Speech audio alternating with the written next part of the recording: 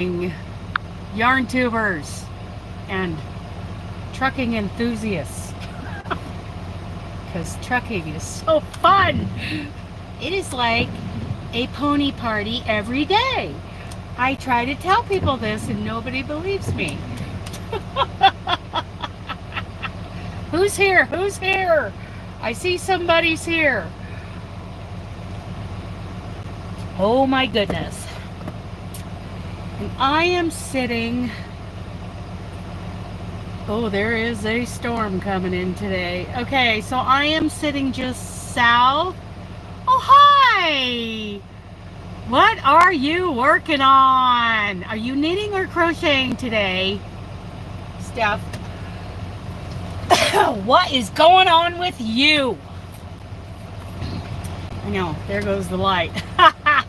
It's still not quite daylight out, and I just found out I have way more time on this load. Good morning. Way more time on this load than I originally had, so no need to kill myself. No need to get out here and start driving and making. You're doing both? Great. What are you working on?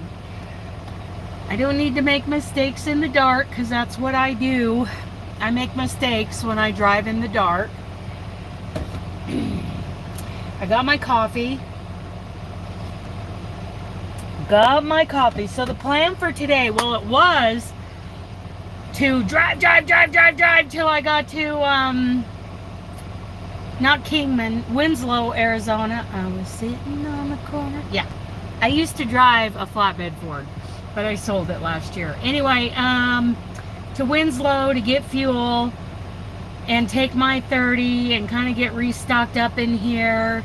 I just finished my devotions and I'm about to get a fresh cup of nice. I do that in the morning too. I read, do a little Bible study. Like, I sit up and I get my coffee going. I just have to reach over and plug in the percolator, and then when my coffee's done, good morning, Paula, then it's time for Bible study. And lately that has included working on the Noah scarf, you know, doing that whole process where I read, I study the prompts and concentrate on what I just read while working the stitches for the Noah scarf. I'm very excited to at least get that out to the testers in a couple of weeks. And it has really helped me with my concentration and my knowledge of chapters 1 through 11. Almost finished blanket knit and a temperature blanket crochet. You know, I started a temperature blanket, I think back in 2000, I want to say 15. And by July I was over it. I was over it. But I would like to do one of these days a memory blanket, maybe done with the temperatures, for a memory blanket for Dooley, my baby, my baby.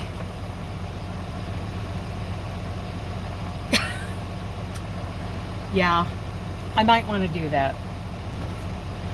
And then, you know, once I get that down for Dooley, you know, maybe I'll do that for a couple of very special boys in my life.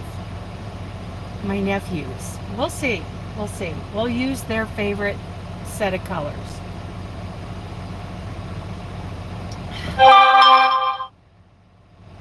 Oh, there's Niles. He's challenging everybody to a game. He is ready. Oh, I'm going to disappear into the back for a second. Well, I forgot I need to cut up my meat for the day. I'm going to make sure this is not going to trip me up today. There we go. So, I'll be in the back yelling at you. I'll turn on some lights. But I won't be able to read chat while I'm doing this. I got to get my short ribs out and cut them up. Short ribs. Oh, I love chuck. I just love all parts of the chuck.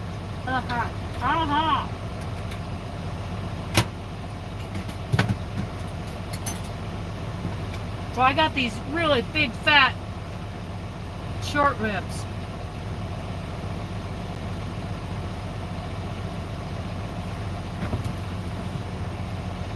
Let's see, best part of Tupperware is it can be whatever you...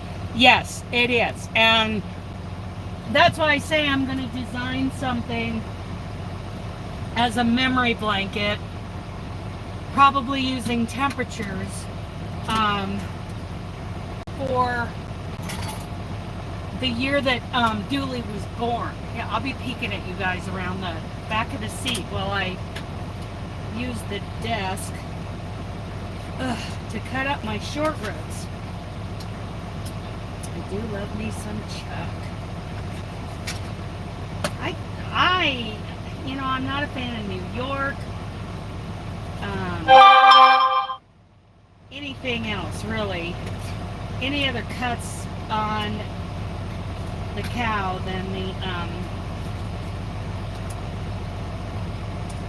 the chuck. I mean, ribeyes are good, but I can get so much more for my money out of any part of chuck. Short ribs, chuck eyes, chuck steaks, and pot roast.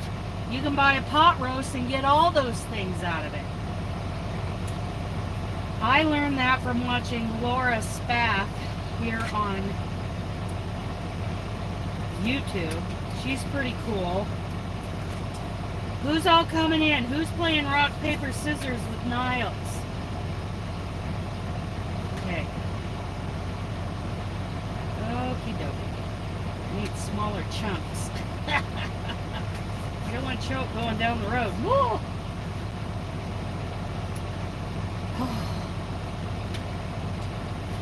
And I do like my meat medium rare, but when I cook in the air fryer, a lot of times, I'm in a hurry and I just set it for whatever, and it ends up between medium and medium rare. Sometimes it's closer to the other. Oh, is that? Who is that? Who is that?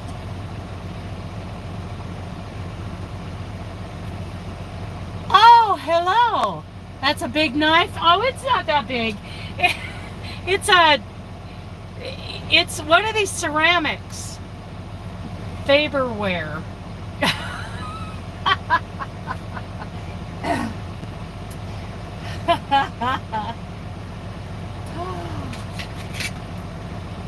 Oh boy. But anyway, I love chuck. I love chuck. The chuck part of the steak.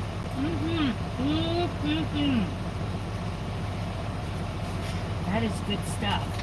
I still have to do my DVIR before we roll, which I will do. I will do it. I forgot to do it before I went back in off duty. I've been forgetting to do it since I've been back in January, and I need to be out. That's not a good thing. I need to get that done in case I'm pulled in for an inspection. I would be in trouble with DOT. I mean, I do my pre-trips, but then I forget to send in the report, is what that is. So I need to send in the report when I go back on duty, which will be in just a second. Now here's the game plan for today. I am just south of Barstow, California, parked in the desert. I found a wide spot on off of an off-ramp in the middle of nowhere in the desert. So I'm going to run up, all of us, are going to run up to Barstow. I'm going to pull into the fuel island and get, and offload my garbage back, because there was no, there's no garbage cans out here, and we don't do the dirty trucker thing. We find garbage cans and throw garbage bags in garbage cans.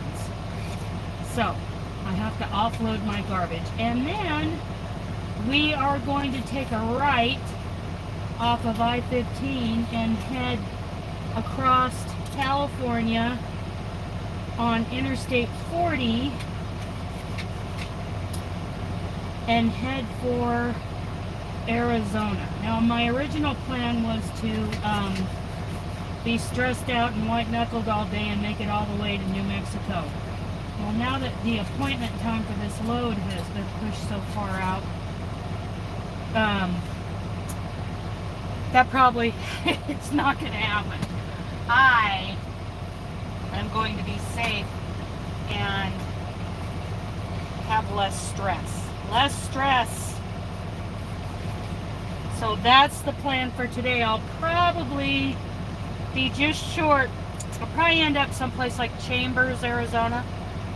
And I'll be just short of New Mexico. We'll see how it goes. You know, I forget, you know, after running up and down I-5 in California all the time, I forget how many miles I can get in a day when I'm running 70 miles an hour across Arizona. So you know, there's a chance I make it to that New Mexico rest area. It's just right inside the New Mexico state line, right after I go through the port of entry. Paula, what are you working on? Let's see. Oh. There we go. What are you working on, Paula?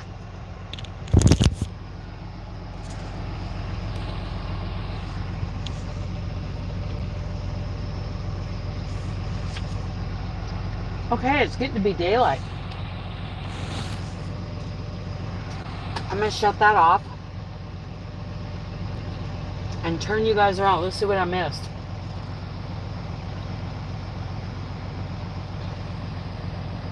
Deanna? Oh, the somebody, yes. Hi, Trudy. Deanna, what are you guys working on?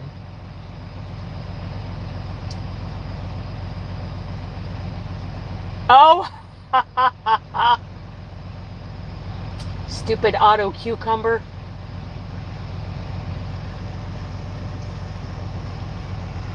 Okay, are we ready? Let me turn that light off. In the back.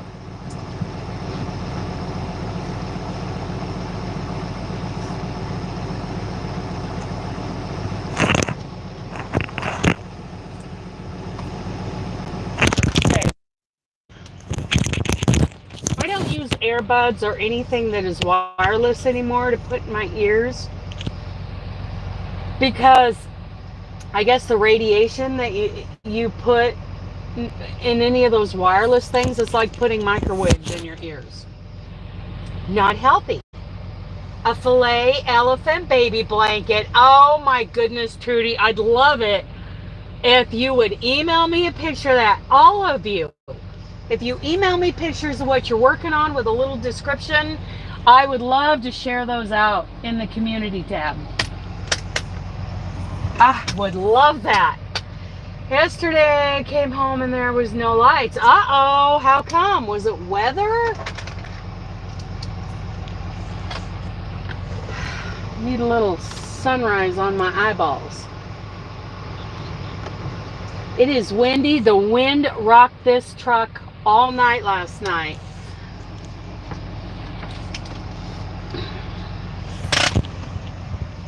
And now it's raining, so this storm is coming in. Hi, Cheryl. Just on the 6th row. Okay, Trudy.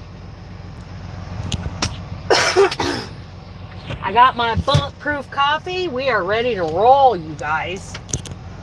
Oh. And what am I supposed to do before we roll?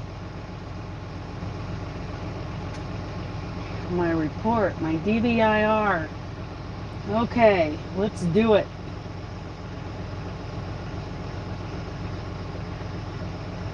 Let's copy that.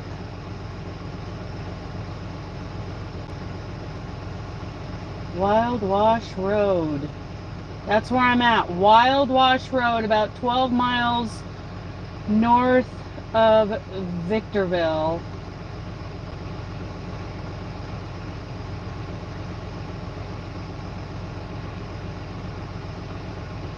Copy. Okay. Yeah.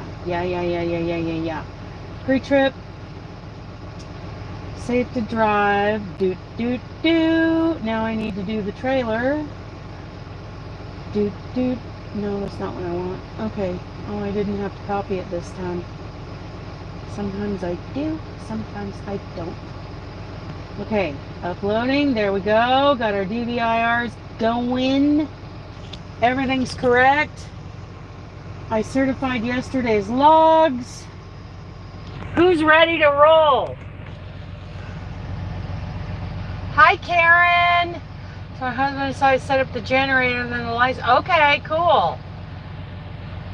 Too hot to crochet and still 33. Yeah. Karen, yes. Trudy's in South Africa. Yeah. Oh, Paula's ready to roll. Are we ready? Everybody ready to go trucking? Cancel. That's not what I meant to do. I need to turn you around. How do I turn you around? Here we go.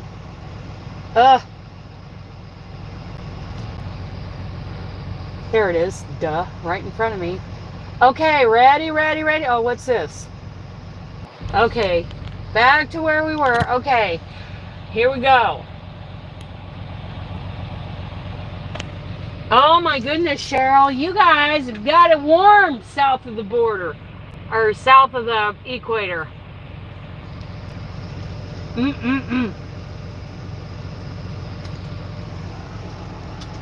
Seatbelts, everyone.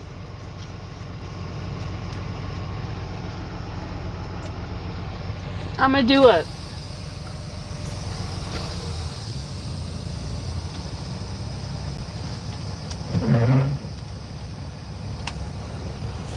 Okay, pilot to the co-pilot to the navigator to the instigator.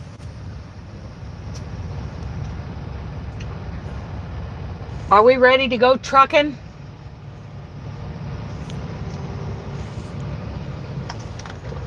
I am going to clean off that side window. Okay, we did our tug test. We've done our DVIR. Now we're going to head into... Good morning, Ellen. Yes. Pre-trip done. DVIR report done. Pre-trip all ready to roll. I'm leaving the desert. I just spent the night in the middle of the desert last night.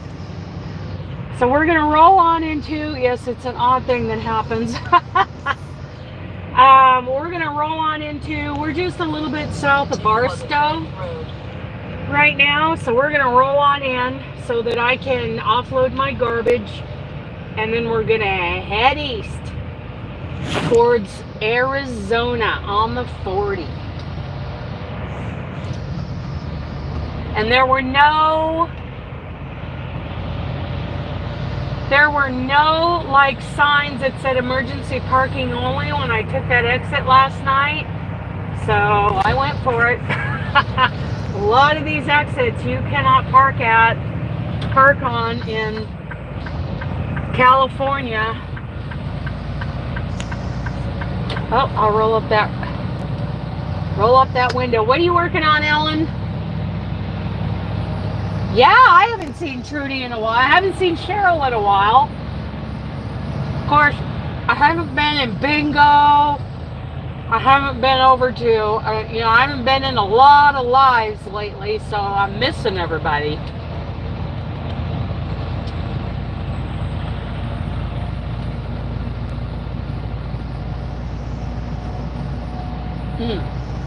Barstow, 16 miles to Barstow.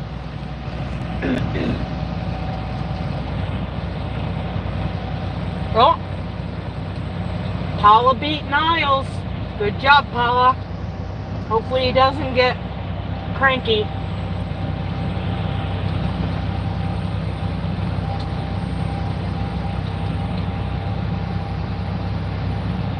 I don't know what that means.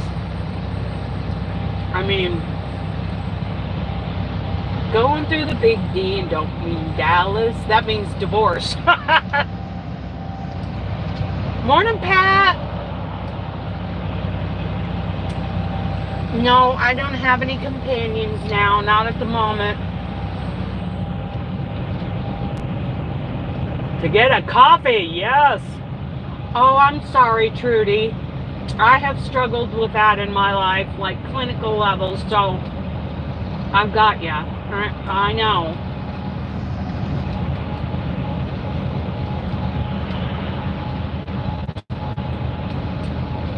Oh, yeah. So you're up late.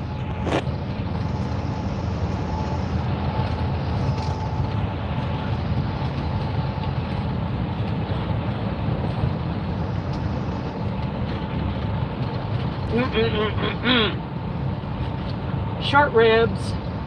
Good stuff for breakfast. Okay, how we doing? Looks like we're rolling good. Checking the trailer. Here comes the wind. Woo!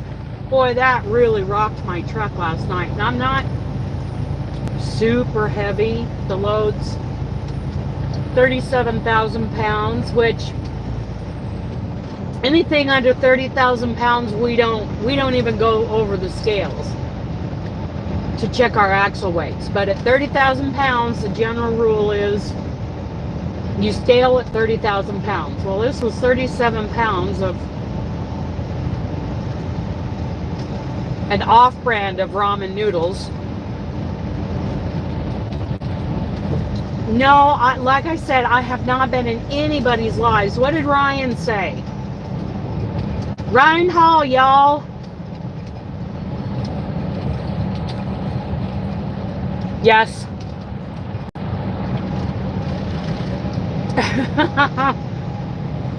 That's not dirt, that's bugs. We need to name them. We need to name the bugs, you guys. Where's Sandy from Left is Right Crochets when we need her to name our bugs? I need to check on her. I was thinking about her yesterday. Well, last night I was thinking, I haven't heard from her.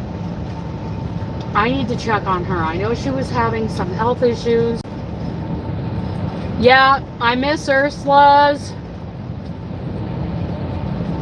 Yes, and the rains just started coming in. There's a storm warning. He said lots. That Pineapple Express, yes. Yeah, and the rain just started right when I went out to do my pre-trip.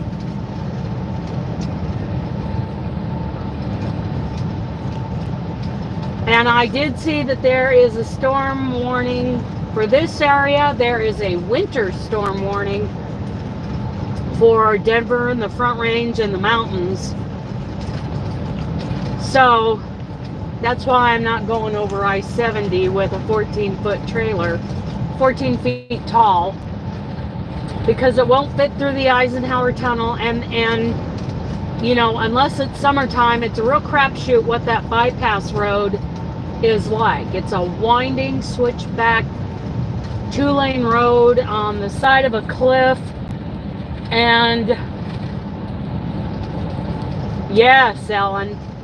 So, and I have to take up both lanes going around those switchback corners, which I don't have a problem moving people out of my way when I have to do that. But you have to be careful, even taking up both lanes.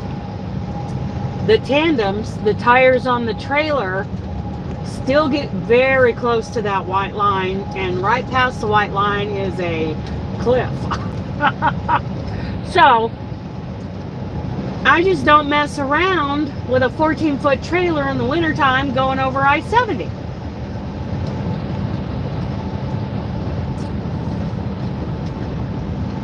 Yeah, I can see, Ellen. Well, you guys can kind of see up ahead and a little bit to the west. Yeah, it is. Yeah, it is.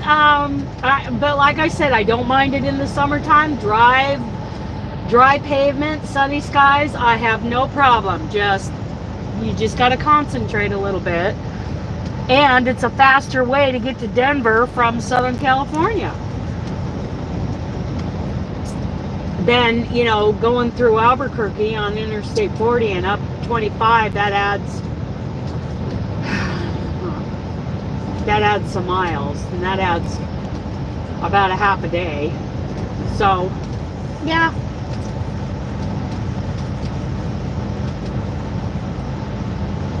so that's why the plan is to go to Barstow and head across Interstate 40 to Albuquerque and then up I-25 into Denver. I'll be there Saturday morning, and the appointment got pushed out to Tuesday, so I'll be dropping the trailer. I'm probably gonna bobtail over to Walmart when I drop the trailer, so that I can restock my fridge. These short ribs that I cooked for breakfast this morning, that's the last of my beef. All I have left in there are slices of cheddar cheese and butter.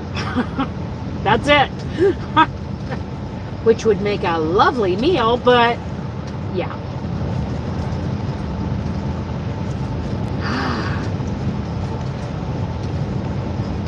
And oh, I also have coffee in the truck. I got lots of coffee. But I also I found these either at, excuse me. Excuse me. I found these cans of tuna. It was either at Albertsons or Safeway, because where Mom lives, where I live, those are the two stores I really like to shop at, because they have everything I need. Walmart, you would think would have everything, but it doesn't. Anyway, these cans of tuna are packed in olive oil and, was it garlic? Anyway, it was some kind of cheese and butter, like with bread. You have sandwiches in quotations. Because now, you know, I'm thinking, you know, let that butter soften up a little bit and spread it on the cheese slice and just fold it in half, and I've got myself a the cheese acts as the bread. Oh yes, Cheryl. Yes. Cheese and butter. Oh, you know what? Because we used to have like butter sandwiches. No, I am not in Arizona, Deb, yet. And I won't be going through Phoenix, sorry, because otherwise I'd be buying you coffee, girl. One of my cousins lives in Arizona, or in Phoenix. Anyway, I'm coming into Barstow, California, and then I'm going to cut across to Arizona on Interstate 40, going through Flagstaff later today. And I'm debating on whether or not to get fuel in Kingman or Winslow. Winslow's a kind of a better place to stop and take a 30. They got I'm trying to think what Kingman looks like. I think Kingman's that's a small place. But if I go to Winslow, get fuel, take my late 30-minute break, and I can go in. They have more in there for some, you know, things that they have a Denny's, and they have, they cook these, they call them a half a chicken. You know, it's leg quarters with the breast, all one piece. I know, and you know, I drove a flatbed Ford for 10 years. So I love that song. I love the Eagles. I do love the Eagles.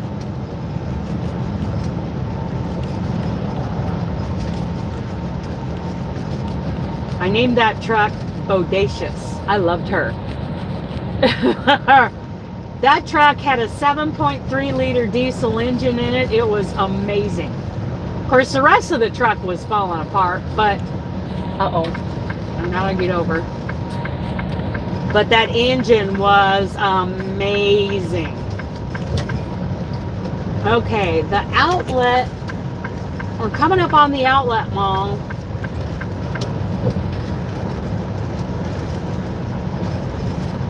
coming into Barstow. I've got to offload my, yeah, I think this is my, oh, I'm going too fast. I got to slow down. Easy girl, don't get us a ticket. Yeah, this is my exit, Lenwood Road exit. I need to offload my garbage, and then we will continue to run, you guys.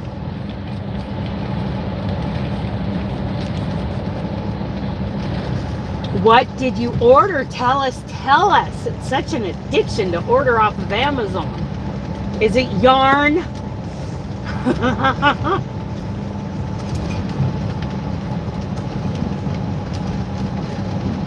My slimy, buggy windshield.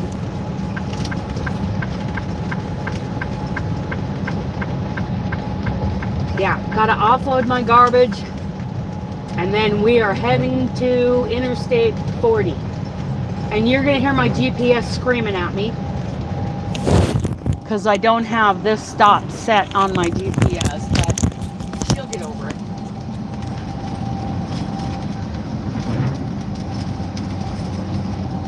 Oh, back there. Back where? Back in California?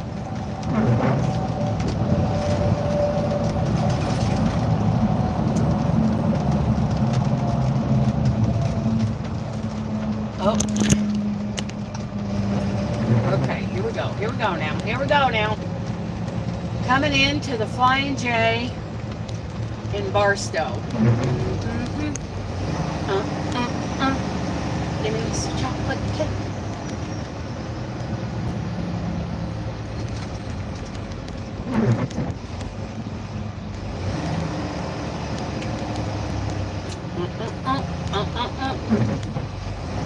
Well, that's quite the paint job on that truck. Okay. Red light.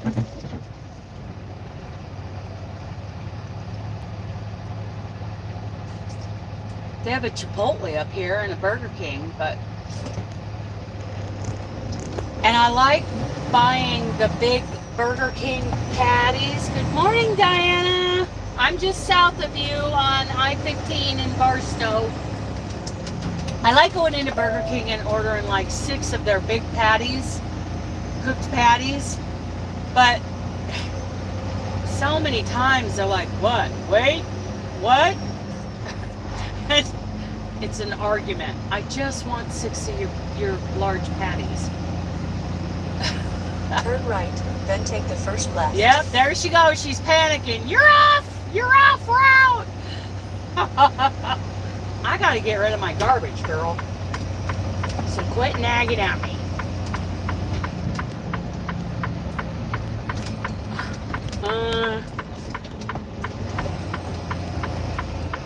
Oh, I see an open island where I could just pull through. Oh, I see 2 of them. Okay, so I'll let this guy in the lease trailer move, Crow. There you go. You're gonna get ran over.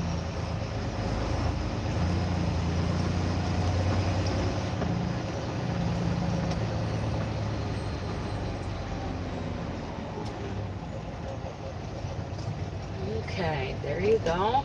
Logistics. Okay, Ellen.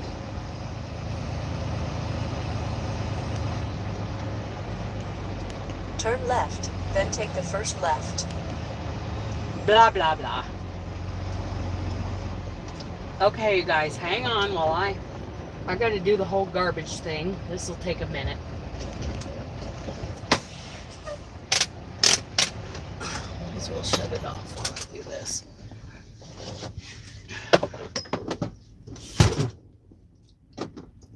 And oh boy, yeah, I haven't had a garbage can since yesterday morning, and I usually try to get it emptied pretty often. Yeah, check on his responses.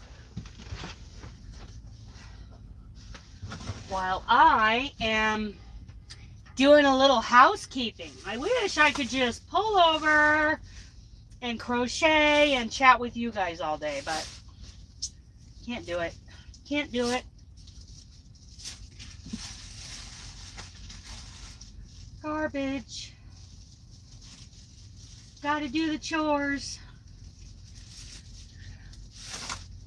That's the only problem with, you know, parking in a, you know, out in the middle of nowhere, which is kind of where I like to park, but I usually need a garbage can.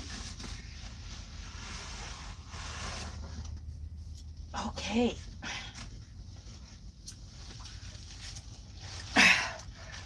I will be right back. I'm not going far.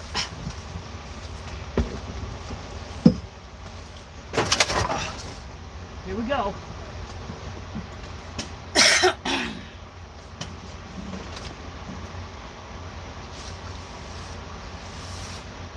I need to freshen up my garbage can, my little waste basket.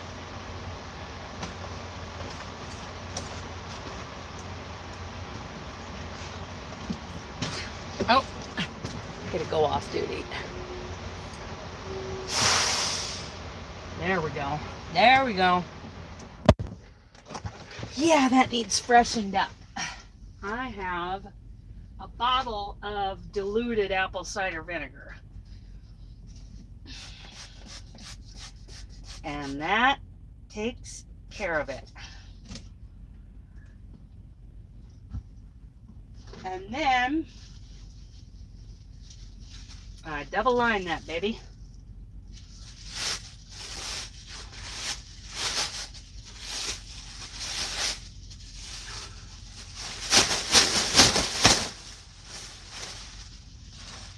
Would one of you go out and clean the windshield for me? I would appreciate it. And maybe vacuum a little in here. This looks like we need another pass with the vacuum cleaner. I have this little 2.5 gallon shop vac that sits here in my bunk. And it is handy dandy.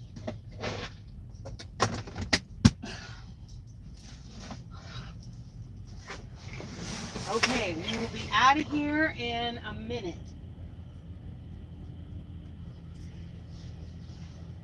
I gotta keep my truck clean. It's easier now that I don't have a dog, but I would rather be dealing with dog hair than have a spotless truck.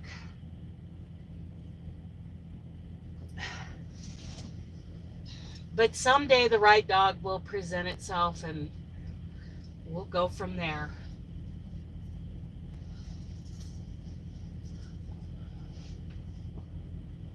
Let's see.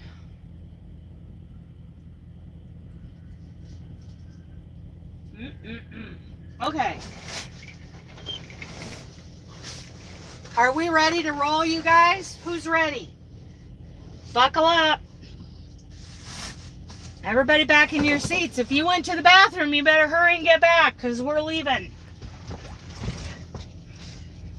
This train is leaving the station. Oh, yeah.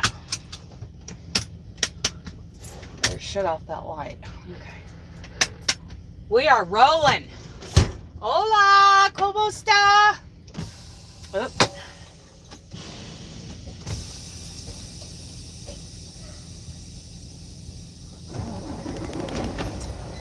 We are rolling.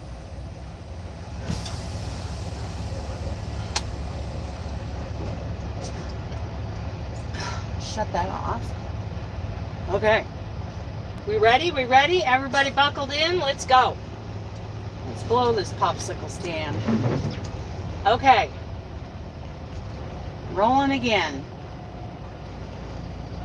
Took care of a little housekeeping right there. Little morning chores.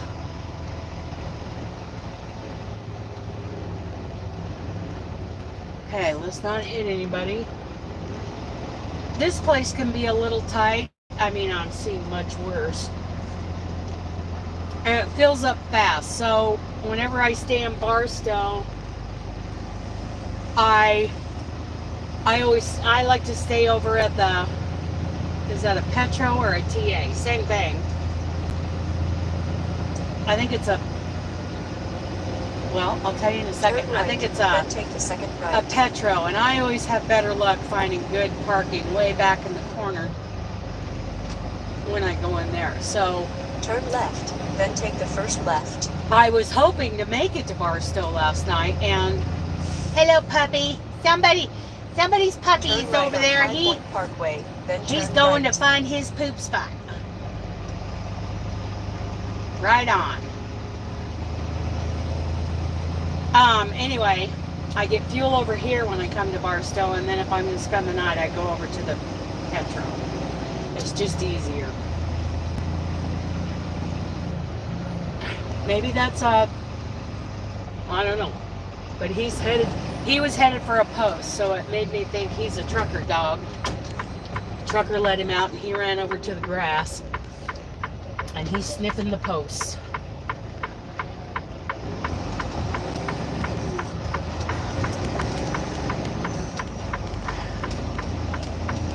Okay.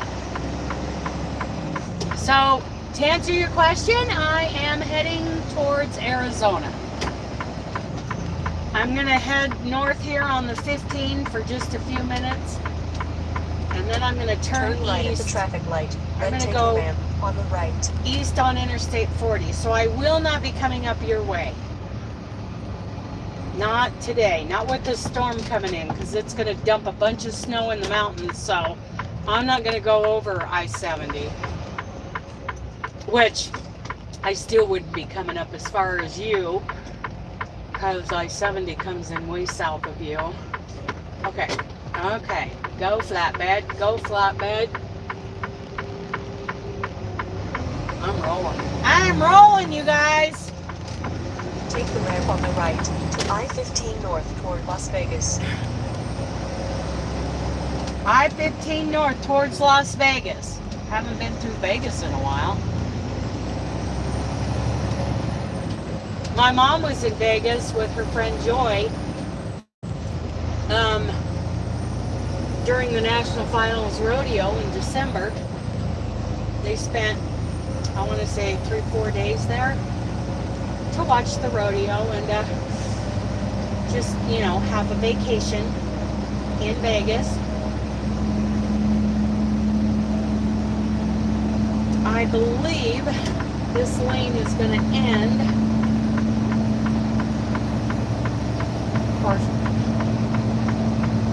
all those coming up behind me don't care. They're trying to block me.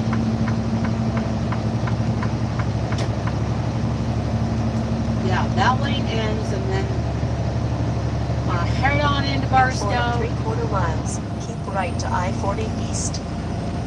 4.7 miles, and we'll hit Interstate 40. Good morning, Betty. How are you? What are you working on? And Diana, what are you working on? And you guys can email me pics of your work, what you're working on, or what you've recently finished. I would love to see them. I like to share them out in the community tab. Love that. Yeah, I knew that lane was going to end. That's where I would take the exit to take the 58 across the desert, over the mountain to Bakersfield, where the yarn hag Ryan lives. Our beautiful yarn hag Ryan. Oh, he's getting, oh, and this lane's going to end too. Okay. It's been a while. It's been a while. I wonder where Wanda is today. Wanda, Crochet Down My Way with Wanda. She's a trucker buddy of mine, and she spends many a days driving Interstate 40. Okay, we're up to speed. We got an oversized load, and I'm going to give him plenty of room. Like, What do you mean by different? You mean like an Afghan? Are you looking to do a wearable? What are you looking to do? Like a sweater? A bikini? Well, I don't do bikinis. Not my thing.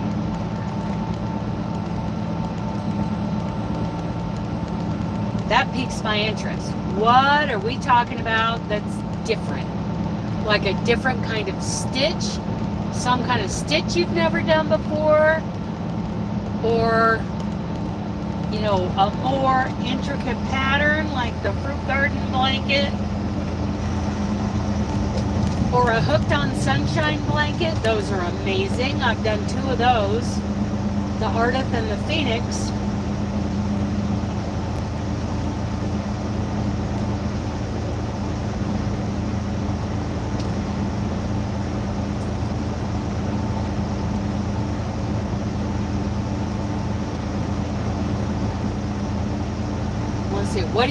What do you normally crochet? What is not different for you?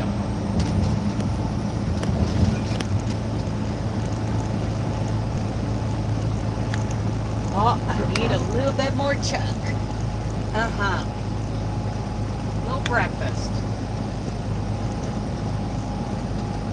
Victorian braid throw from... In 1 3/4 miles, keep right to I-40 East. Oh, Diana, I would love to see a picture of your project. Have you, Betty, have you ever done a blanket like the Hooked on Sunshine blankets?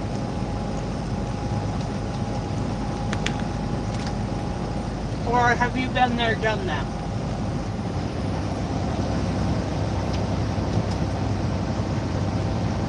Okay, we're getting there, you guys.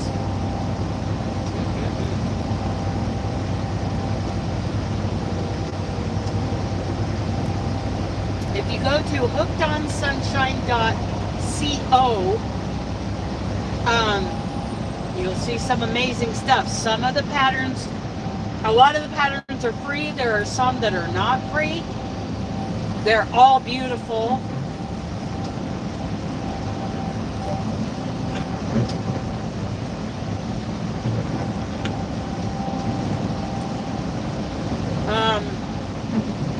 Of course, I recently did Jane Crowfoot's fruit garden blanket, and she has other blankets that are amazing. Either of the 2 right lanes. If you go to the Jeanie Crow website, if you're looking for something like that, something kind of heirloomish, or maybe you're looking for something quick and fun.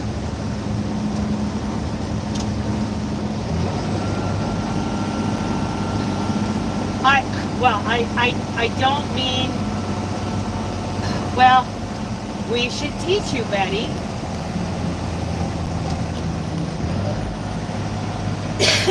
we should teach you. And besides, those Hooked on Sunshine blankets all come with video. Well, the ones that I did, quick and fun. Okay. Well, the ones that I did came with video tutorials. Quick and fun, like a blanket, a wrap, a shawl, a sweater.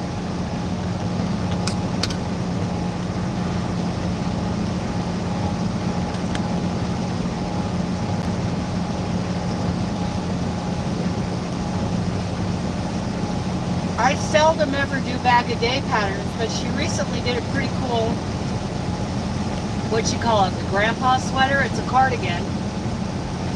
I am waiting to see, does anybody know who follows Bag-A-Day if she finished the cardigan she was going to make for her daughter out of the Happy Place yarn?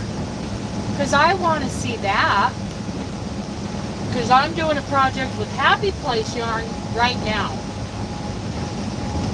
Along with the Noah scarf and Tina's Montana mosaic blanket. Oh, here comes the rain, you guys.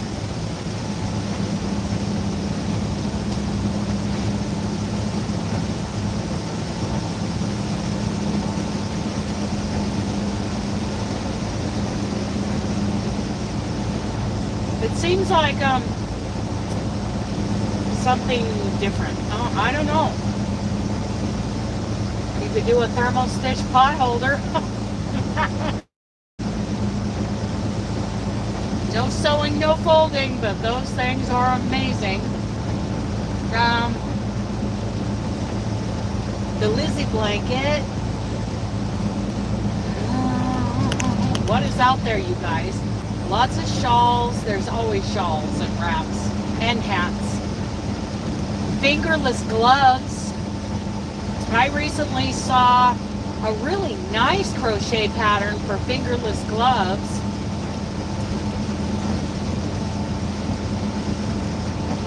Hey you guys, we are headed east in the rain.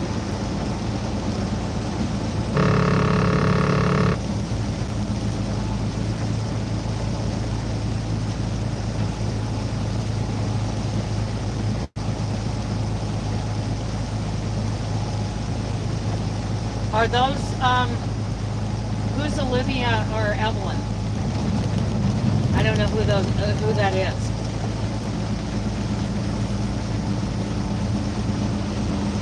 Are those her daughters? All she said when she was talking about the Happy Place yarn about 5 months ago. Oh, I bet, Trudy. Good morning. Good morning.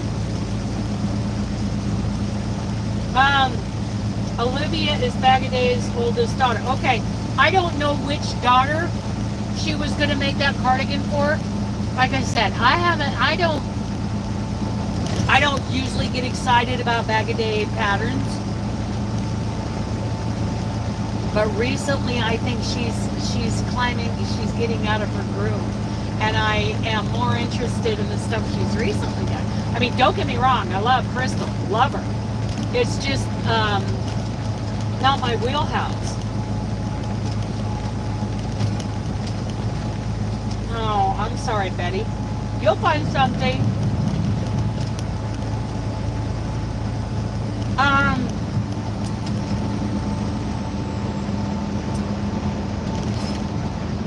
Yeah, anyway, she was talking about the Happy Place yarn and that she was going to make her daughter a cardigan. And I've been kind of, taking a look recently to see if she made it. And it was 5 months ago, I think, when she talked about the Happy Place yarn. And I was looking, I don't want yarn reviews. When I see a yarn, I don't necessarily want a yarn review.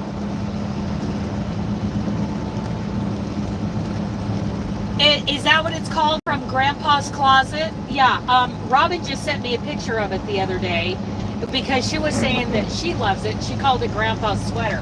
But yeah, I think that's a great, I feel like she's stepping it up these days. I always felt like she's kind of in a groove. Not a bad groove, because a lot of people like that groove. But I like to do things different, and look for something new and exciting. And I feel like she is just the thumbnails and this suggested videos that I've seen recently. I feel like, oh, here we go, Crystal, you got this, girl, you can do this. I've been pretty impressed at how it seems like she's stepping it up. Oh, is it Rose? Okay. And it's made out of Happy Place yarn. So she hasn't shown it yet. That's a question for those of you who are loyal Crystal fans.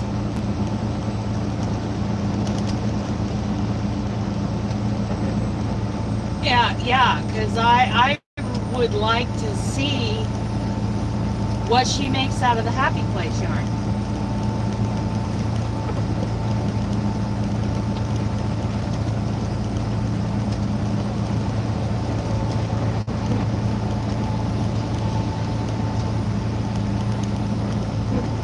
Well, that is a good thing for her, because I know that she's pretty sensitive and it hurts her It truly hurts her when people are negative to her. And, oh, see, I like that. You go, Crystal, you go, go. You got this. Oh, maybe that's why she kind of stayed in a lane. You know what I mean?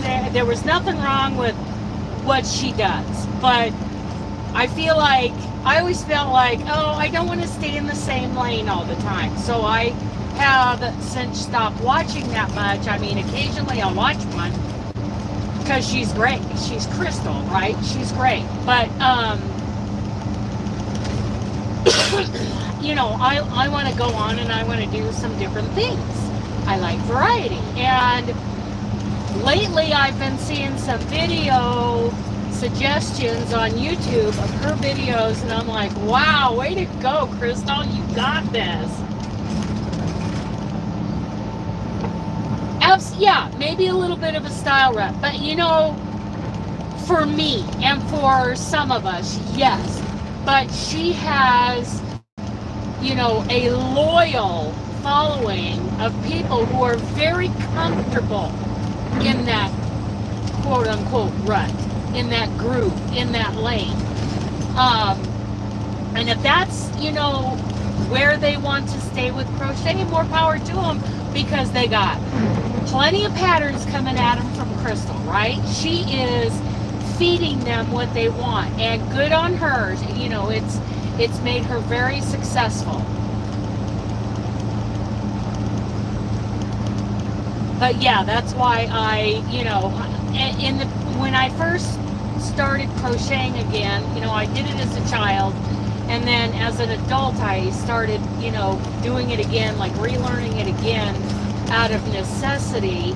And of course, when you're looking up crochet, many of the search results on YouTube are going to be from her, right? Because she's got the content out there. Good for her. And so I made, without really knowing who she was, I ran across the chicken hot pad. I mean, now that hot pad, you could use it as a trivet, but you can't use it as a pot holder. It's a decorative thing, but it was so cute. It was so cute, I couldn't resist. And I think that's the only tutorial of hers that I've followed. But I have watched plenty of them because I like to listen to crochet tutorials, just put on a playlist and just listen while I'm driving down the road, because in my mind I'm picturing the stitches, I'm picturing the pattern and how it's working out. I love doing that. I was doing that yesterday with the fingerless gloves, and I can't remember what else. But oh, and on my playlist, My Precious Yarny, it looks like she has a, I think I saw a tutorial this morning. I put it in my playlist, and we'll see later on if it's a tutorial. I've got a couple of Mikey's in there. He's got some recent ones. Yeah, stitch tutorials, yes. So do you also watch Stitch of the Week? Glenda's? Cable blankets. See, awesome stuff. Oh, cables. That's one I listened to a couple of times yesterday. Was a cable throw from MJ's Off the Hook, and I kept telling the video to rewind, and because I wanted to get like that stitch repeat in my head and the row repeat. I like doing that going down the road. I think it's a great mental exercise, especially with something like cables, which we're talking about a 4-row repeat, 5-row repeat, anyway, and they're cables, you know. Some of the cabling is done with a double crochet, some's done, you know, with a treble, and the treble goes, you know, forward, you skip 4 stitches, and then you come back with the treble and do the 4 stitches. You know, I love listening to those. Body Bay Crochet, love listening to her tutorials while going down the road. She has such a sweet voice. Yeah, I love listening to Mikey going down the road. Love him. Bella Coco.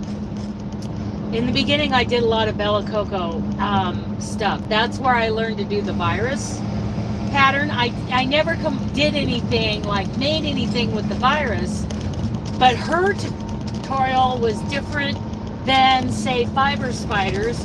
And of course, I'm still new to crochet, and since I saw Bella Coco's version of the virus shawl first, and was, you know, replaying over and over and over again and writing it down, trying to get that right, then I saw Fiber Spiders, and I'm like, no, that's not right. That's the wrong way to do it. Well, now we know better, right? There is no wrong way. Hi, Carrie. Getting ready for PT? Cardio PT. Whoop, whoop. I don't do a lot of clothes from YouTube, as it's mostly worsted weight. Yeah, I want to do something in a smaller way. And our yarn is mostly DK. I like DK. I like DK more than I like worsted. I knitted a cable hat, my own design, and grafted it to a crocheted front post crown. Ooh! Tinkering. Oh, cool. See, that's fun stuff. That's creative. Can't stand Mikey's voice. Oh, you know what? And who, oh yeah. I can think of another one of our favorite. Her voice is like fingernails on a chalkboard for me. Very nasally. And you know what? But I love her. I just, yeah, I can't listen to her. Can't listen to her. Don't express myself good. And that, you know, you do great, Trudy. We're just happy you're here joining us. Type in RPS to play rock, paper, scissors with Niles while you're here. Good morning, Jessica.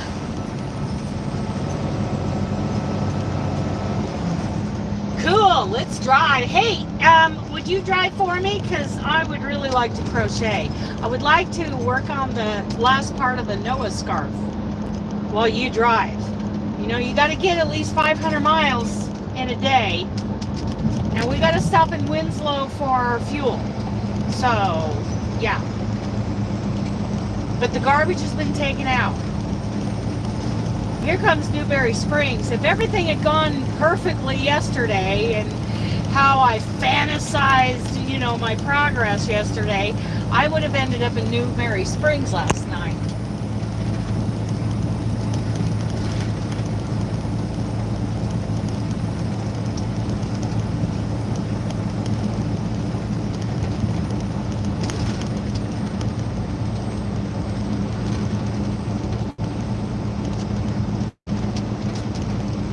I love DK. Love DK. But I started out in the worsted weight, you know, arena because that's what a lot of the US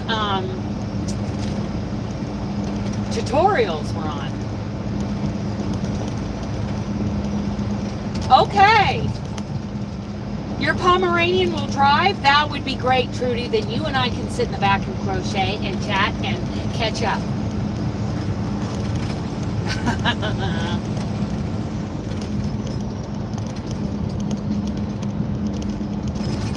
Okay, we're headed to Missouri, you guys. We're headed the right direction. We're headed east. We would just have to cut a little bit northeast at some point.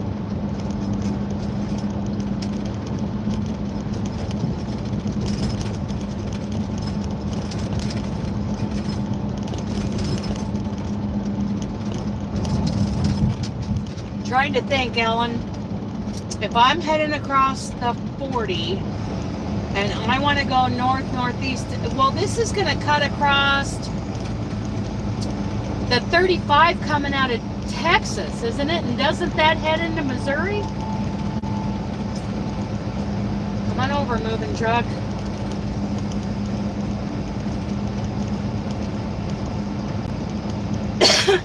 Don't get a ticket, buddy. Of course, that's a box truck. I don't know if, well, he's over, he's considered a commercial vehicle, so he I don't know. In California, it says 55 miles an hour wind towing. So I bet you he can go the top speed limit.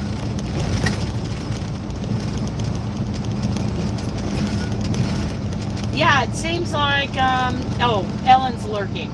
Yeah, it seems like if I keep going on the 40, I'm going to bump into, I think it's the 35 that comes out of Texas, kind of goes through Oklahoma and ends up at, you end up in Missouri at some point. Seems like it.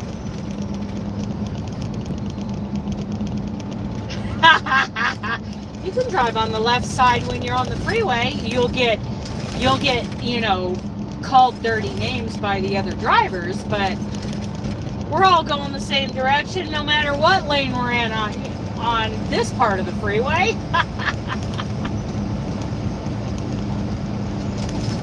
It would take me a minute to get my head around driving on the other side of the road, though. That's all right. When we're on the freeway, you just stick in this lane, kick on the cruise control, and chat with your friends. Take the 40 until Oklahoma City, then the 44. That's right, Elizabeth. That is right.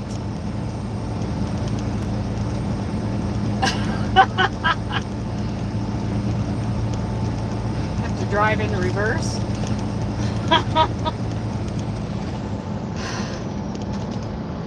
Oh, that's, yeah, the 44, I forgot about that. I keep thinking of the 35. The 35 goes straight north, doesn't it? Doesn't it come out at Salinas, Kansas? What is that road that comes out of Oklahoma? I remember coming west in Oklahoma, and I turned right and went north, and I ended up in Salinas, Kansas on the 70. Used to it pretty quickly. The danger comes in emergency. Yes, yeah, just like any driving. Yeah, where you've got to use instinct and muscle memory. And yeah, it would take a while to develop that.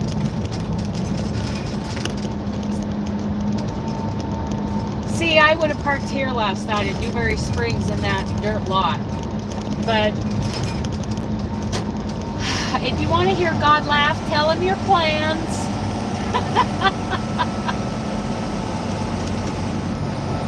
Because it did not work out that way. And I'm really trying to tell myself, like during the things yesterday that were slowing me down and not letting me get as far as I wanted to, that it could be God's plan that I didn't leave as early as I wanted to. Maybe there's a reason why I'm being held back. So I try to tell myself 35 from Kansas to Kansas City from 40. But does the 35 go all the way up to the 70 at Salinas, Kansas? Salinas, Kansas.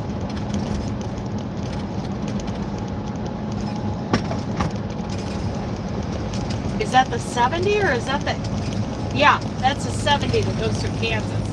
It has been so long, you guys, since I got east of Denver, or, you know, east of Arizona or New Mexico. 35 to Salina. Okay, yes. I've done that. I've come across... It may have been on the 40, yeah, because I came across on the 40 heading west. And then I turned north and went to Salinas, and that's where those prime drivers were messing with me out in the middle of nowhere. Right outside of Des Moines. Yes. Yes. Those prime drivers, that was the first time a pair of prime drivers were messing with me, because I was governed at So here's the story, you guys. Some of you may have heard this. Story time. So I'm coming up to 35. There are no other vehicles on the road for hours. It was just me and this Prime truck with a man driving and a woman in the passenger seat. Now, Prime can go faster than you usually see them going. Prime, I think they're governed at 65. I was governed at 61. But they have a fuel bonus that they're shooting for at the end of every month. You know, they're financially motivated to go slower. So I think they set the cruise at 61, 62. So it's really tough for me being governed at 61 when they're slowing down. Like they'll do 60 and a half, right? And oh dang it, that truck I'm slowly creeping up on is a Prime. Okay, so I get up to Prime and I finally feel like I've got enough momentum that I can slowly come around. Because like I said, there are no other vehicles on the road for hours. And I get almost up to the cab and this guy's got a big grin on his face and he speeds up to 62. Oh, he's so funny. Ha ha, like mouth open, laughing. Ha ha ha ha ha. Oh, you're so funny. You drive what is classified by Homeland Security as an 80,000-pound weapon and you're out here playing games. So I back off and I get behind him and of course he slows down to 60 and a half and eventually I try again. I tried like 3 or 4 times because when you're governed that low, you don't want to lose any time. When you're like right now, I'm doing 59 miles an hour because I'm in California. I don't want to lose any time because I'm already having to go so slow in California. You know, if I'm doing 1 mile an hour faster than the guy in front of me, you know, that makes a huge difference when you drive 500 miles a day. Doesn't make that big of a difference if you're going, you know, a whole lot less. If your destination is way closer. But when you're driving 500 plus miles a day, just 1 mile an hour slowdown makes a huge difference. So I back off, I try to come around again. And finally they slow down. They let me creep by them. Took forever. And him and his girlfriend are mouth open, laughing, glancing over at me, laughing, and I'm doing my best to maintain my cool. And I get in front of them. And as soon as I get back in the right lane, they come, I mean, they almost nailed me in the rear end. They come flying around me. And she's looking over at me, mouth open, laughing. And I communicated with her. And, oh, you would have thought I had called her the worst name. I mean, the look of shock on her face and offense. She was angry that how dare I react to their little game. How dare I not let them get away with it without a little driving finger action. And she rolled down the passenger window. They are just barely, like, her passenger window is about where you can see that hood mirror is. She grabs a pee bottle, opens it up, and throws it at my truck. Not one drop hit my truck. Every drop turned around in the wind and went straight back in the cab of that truck.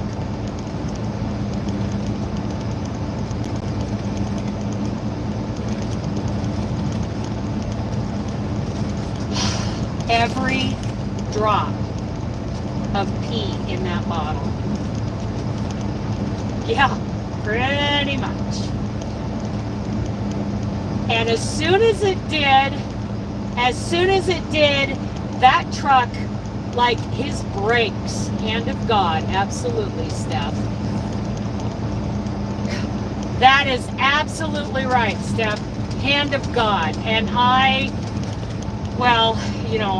didn't maintain my composure because I did flip them off as they were going by me that time because I was tired of the games. And you know what gets me about that whole story? It's not so much that it was, she,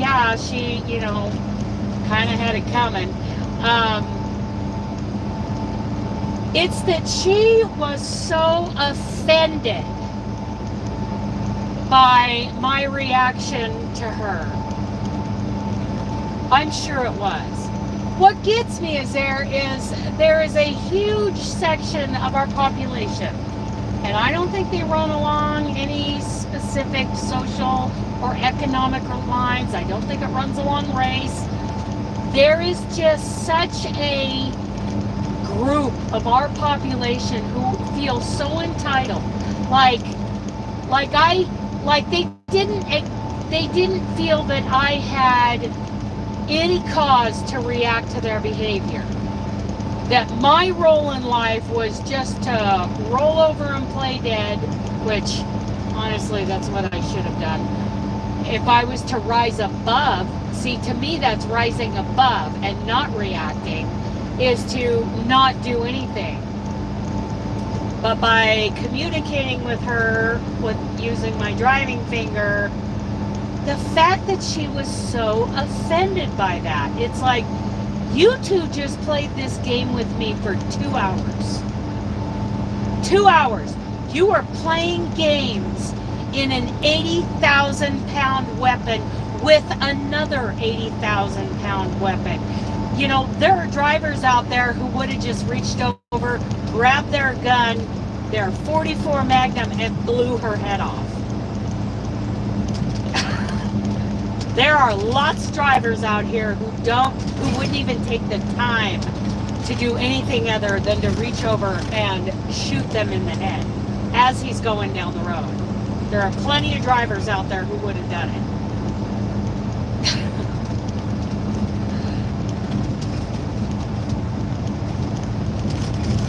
I know. What did she think was going to happen?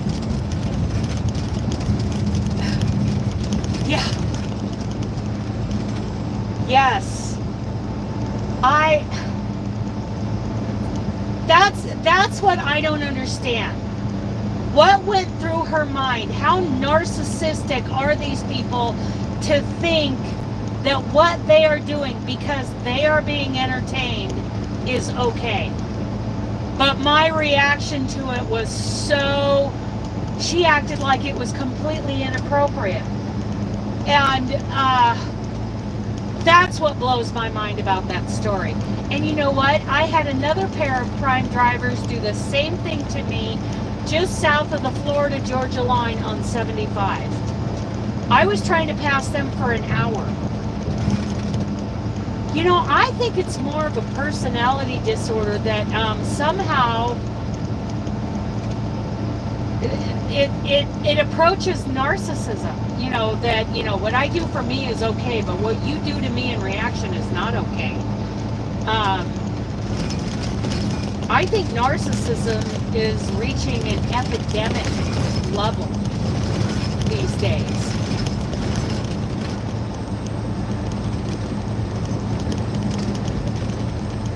So like I said, there were two guys driving in a prime truck heading south on 75 in Florida. I had just crossed the Georgia-Florida line, and they did the same thing to me for about an hour. I would get up to the window, just to where I could see the guy's head in the window, mouth open, laughing. And then after after the first two times I got up to the window, then he pulled his curtain up about halfway up his driver's side window so that I couldn't see his face. And they did that over and over again. I called Prime to complain, and I was just short of being hung up on. They didn't give a rat's rear end what that driver was doing. And I couldn't get up far enough up to get his truck number, but I had his trailer number. She's like, well, I don't know which truck is pulling that trailer. Oh, yes, you do. Because in every company that has more than 5 drivers, they know exactly what trailer is attached to what truck. They know. I'm like, seriously? You're going to protect your drivers playing these games with 50,000 pound weapons, and this is the second prime truck in a year to do this, that I've seen do this.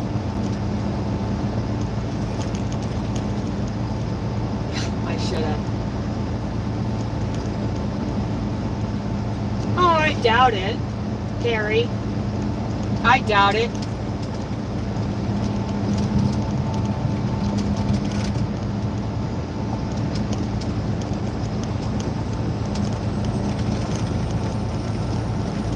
I don't find them to be very responsive. Now, I'm gonna give them, you know, the fact that there aren't enough of them, and there are too few of them trying to do a job that needs to be done with more police. But I think, you know, calling in on something like that, they would be, "Good morning, Jill." I think it would just pile on to their job. But what I feel as the caller, when I have called, you know, once or twice in the last, I don't know how many years, you know, each time I've called, they've been very dismissive. DOT might have been more interested, but I don't know how to get a hold of DOT.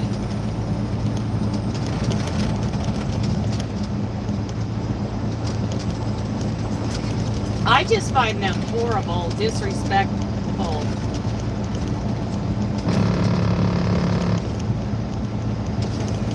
Oh, wow. Wow. R17. Oh my goodness.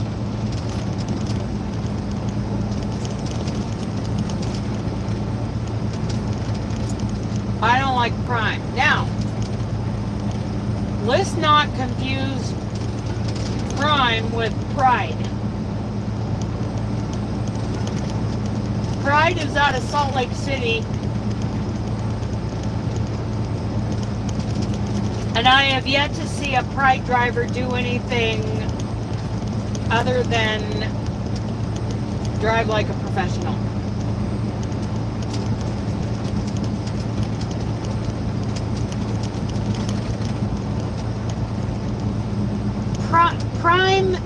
Prime with Amazon is a completely different company than Prime, the trucking company. Now, there are a lot of owner-operators pulling Amazon Prime trailers. That's Amazon Prime is completely separate from the Prime transportation. I don't know. I find state police, all police, I mean, I don't call unless I think it's, you know, validated. But no, that's another thing, Elizabeth. But let me finish my thought. I don't call the police unless I feel it's a valid thing that probably needs some police intervention. But I am discouraged from calling them for anything because I feel very dismissed and almost, you know, talked down to.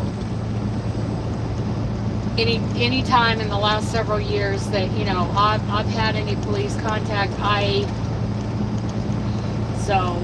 they are not the police that I grew up in a family of cops.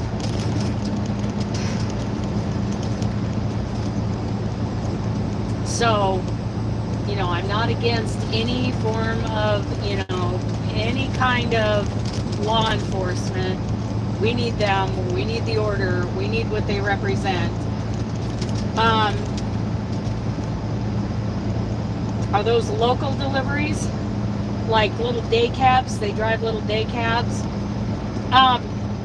Now, here's the thing with Amazon Prime.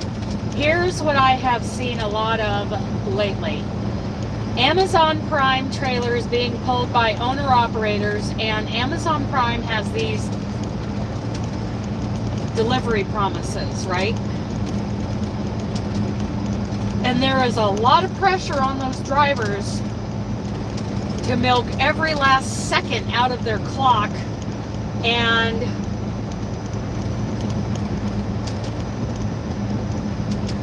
yeah, and then they speed up. There's no patience out there. Yeah, so these owner operators pulling those Amazon, there's one right there coming up on the westbound. So that's an owner op in the white truck pulling a blue Prime, Amazon Prime trailer. He is under a ton of pressure. On top of that, he is an owner op. He does not have a safety department calling him up saying, hey, you're driving a little recklessly, let's back it off. No, they drive right on the edge. And I have seen, for a while there, I was really seeing more and more of those Prime trailers on their sides, because it's too much for a lot of those guys. I couldn't do it. I could not do it, because you are not allowed to sleep at night. If your 10 hours is up and it's 1 a.m., you get up and roll. Because we have, when we order on Amazon, especially for Prime members, look at how quickly we get our stuff. Somebody has to drive that trailer to your location, where it will be picked up and distributed out and delivered to you.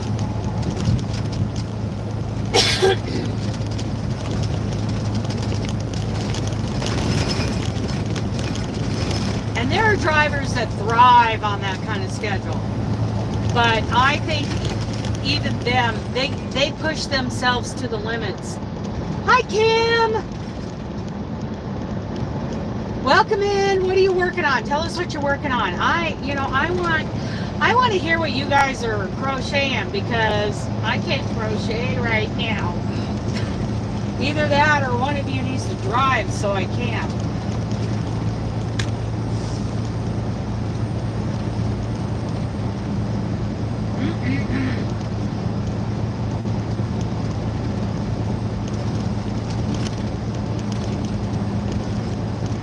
So it seems like, I mean, we still have a high level cloud cover, but it seems like I kind of got ahead of that rainstorm that Ellen was talking about,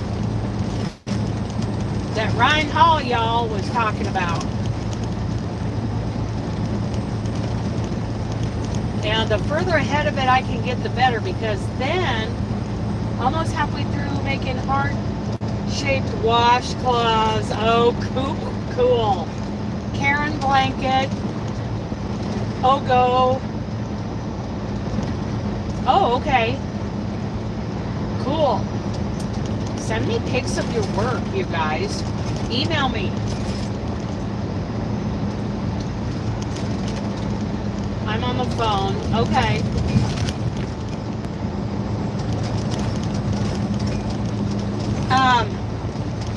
Yeah, email me pics of your work. Rare shawls and pet blankets. Of course, Marion. Amigurumi from a kit. Uh-oh. Here, I was just talking about getting ahead of that storm. And what happens? God laughs at me. He says, here you go, Dana.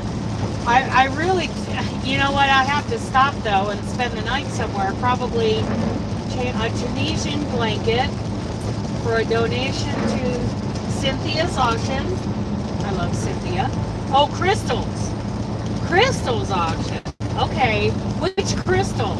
I'm assuming Bag a Day, because we have a couple of crystals. We've got crystal out of north of Spokane area.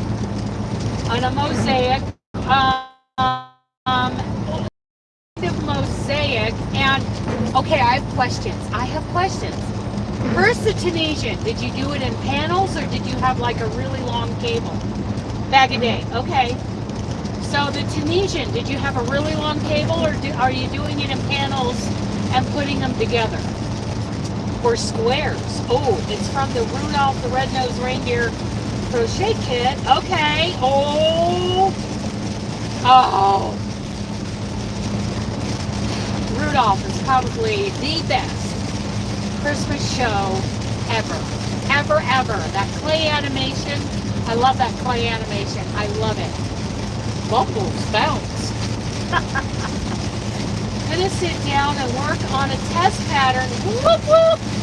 Ellen's one of our wonderful testers, and I made her, what do you call it, an administrator at my Discord group, guys. I'll email you pictures. Please email me pictures. So the Tunisian, was it done in squares, done in panels? How are you doing that? And also, what was mosaic? What kind of mosaic? Is it like a geometrical design? Is it like a knots, like a design that isn't so symmetrical? What is the mosaic? Because those are two things that I get excited about. Excited! And I'm vicariously crocheting through you right now. Go Werner, go Werner. Can you hear me over the rain? My voice carries so much, I'm sure it's never a problem.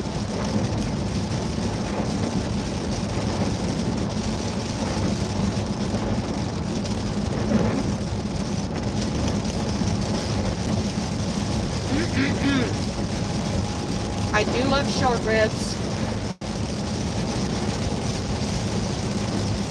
Short ribs, chuck eyes, and chuck steaks. Chuck roast. Do you think chuck? I like chuck.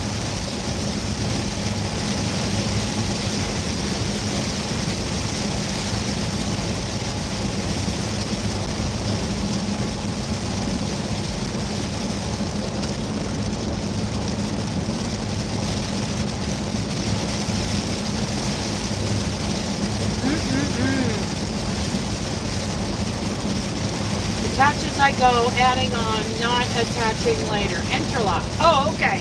Yeah, interlock. I've listened to lots of tutorials on interlock because like I was telling everybody earlier, I like to listen to crochet tutorials. The more complicated, the better. Because I like getting in my head. Sometimes I have to tell the video to rewind a couple of times. Because I like getting the repeats in my head, the pattern repeats. Is geometric? Cool.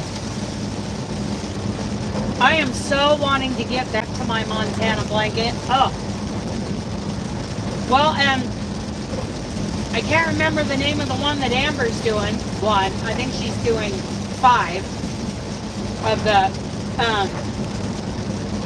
same one. And then she's, but it's a mosaic and it is not symmetrical. It's not geometric.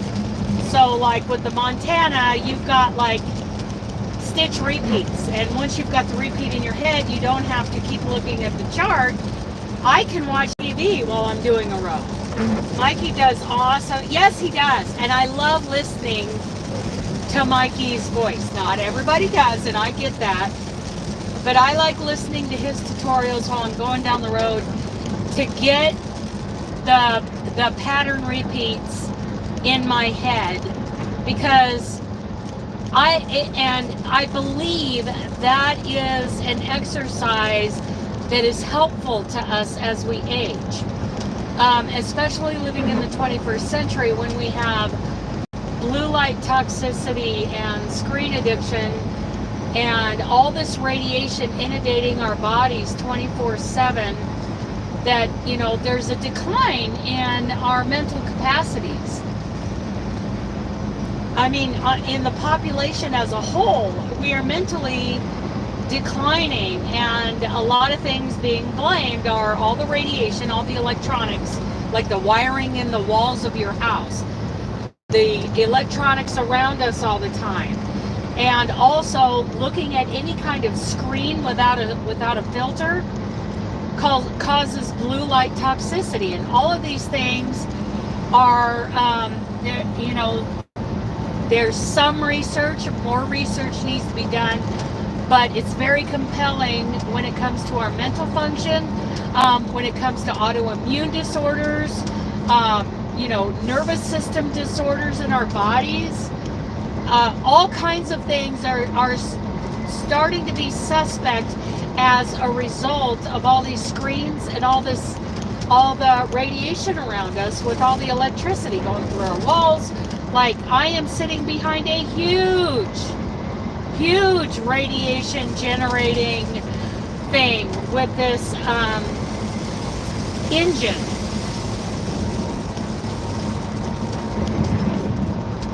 In stripes. I'm sending it off. Oh, that'll be so cool, Jill.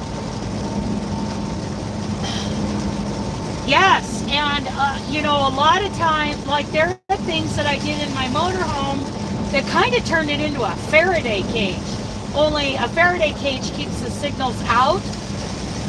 It's like the reverse of it. You know, living in the motorhome, I was doing things like, you know, like boosting my cell signal and all kinds of things that actually made it the reverse of a Faraday, where all that stuff was being contained inside the motorhome. So I will watch for it. I want to see that interlock in stripes.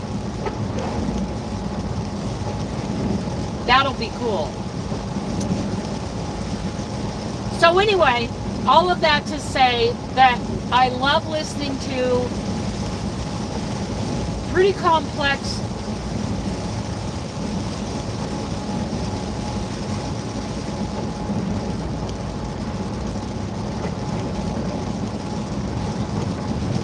Okay, so here's the thing. He's sitting in front of the computer, staring at a screen all day.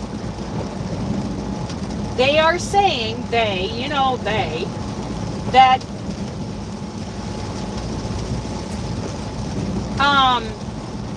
putting earbuds in your ears or anything wireless into your ears is like putting microwaves in your ears. That you are getting as much radiation in your ears, in each ear, as a microwave puts out. Another thing, steel belted radial tires. Those have been tested, and those are like, have the same level of radiation, or maybe almost the same level of radiation as a microwave after driving just so many miles. I don't know how many miles. The mosaic log cabin with the deer on it. Oh, cool! Very cool. How far are we gone? Oh, not very far. We got a ways to go before we take a break. And miles to go before I sleep. Does anybody know what that's from? And miles to go before I sleep. Don't cheat and Google it. I just want to know. It's not that big of a deal, but I'm just curious if anyone here knows what that line is from.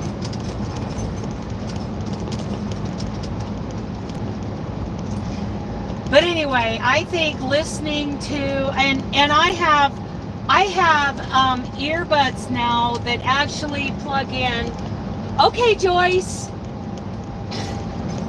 Did I see what? Oh, Robert Frost. Yes, yes.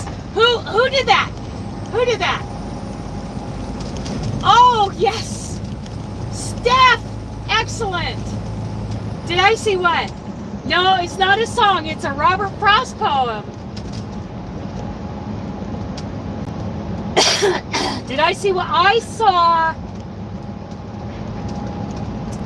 Are we talking about the mosaic with the deer and the cabin? Okay, I'll tell you what I did see. I don't know if we're talking about the same thing or not. I saw a gal talking about, she actually sits at a workbench to do these huge mosaic designs, and the log cabin. Okay, this video that I saw, she actually did two videos. She was talking about each row, you know how each row is usually 2 colors when you're doing something pretty geometric, right? Traditionally, you know, what we're seeing on YouTube in Mosaic is each row, like my Montana, each row is 2 colors. No, each row is 1 color. Duh, I haven't done this in a while. Each row is 1 color, and I alternate colors per row, right? Well, she was doing something that had deer legs, like legs of a deer, and there was grass behind the legs, and there were all kinds of other kind of, you know, objects in the design of that mosaic. All I remember was a deer. Okay, so you've got deer legs. So this is not being done symmetrically. This is a design, you know, that comes up with an actual picture. And in her video, she is sitting at a workbench to work this because of all of her spools. And there are 2, 3, 4 colors in a row, in 1 row of mosaic crochet. And she was talking about how when she carries a color, when she changes a color, and how that looks. Oh my goodness, if I could find that again, it's way back there in my community tab, but I loved watching that video and listening to the video while I was going down the road. That's the only one that I know of with the log cabin, but I would love to see, send me a link of, you know, the pattern so I can at least see the cover photo and see what you're talking about, because Ursula just finished the 4 Seasons mosaic. Now who's like I saw Michelle was working on a 4 Seasons blanket, but she wasn't really talking about the 4 Seasons blanket. Yeah, like Afghan mosaic, yes. So whose design, where did the 4 Seasons blanket come from? I think Michelle challenged people to do it, but I don't know, is it Michelle's design? Michelle's Mosaics and More? I think Amber is doing, yes, that's the mosaic with, oh, okay. Yeah, that's, I think that, no, okay, let me try to get it right in my head. Robin is doing that mosaic, but I think Amber is doing the one that is very similar to it. Now, I could be way off, but that's what I'm trying to remember from yesterday's Rad Girls Live. I think Robin's doing the one that you just said that I can't pronounce because I never remember what the letters look like. But Amber's doing the one that looks just like it, and she's doing 5 of those, and I think her other goal was to do 12,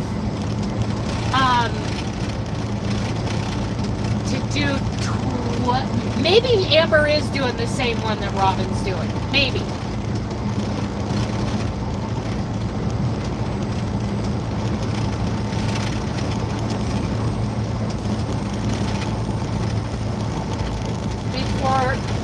What? The worst of our heart attack?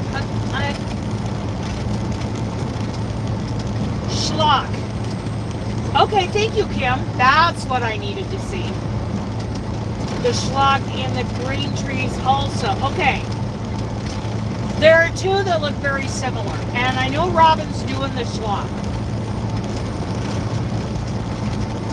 Oh, before it got too hot. Okay. I saw some shorts. I saw 2 shorts yesterday of Ursula's progress. And whose design is the 4 Seasons? Because I think it's beautiful. It's amazing. It's a great,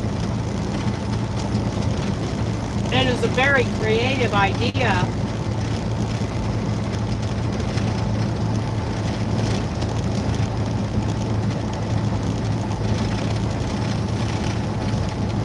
Very creative.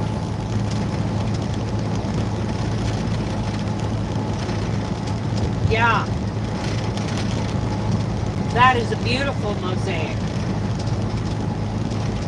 And I really enjoy, you know, I've never done the ones where, I mean, I started to do, I gotta finish this. I started to do a pot holder diagonal keyhole mosaic that Chris got. Oh, okay. I started to do that pot holder in 3 colors, which means on some rounds, and it's in the round. I mean, it's totally a hold my beer and watch this pattern. I'm doing it in the round, and on most of the rounds, I have to change colors. Ooh, raisin rainbow, pretty. And I want to finish that because that is quite a skill building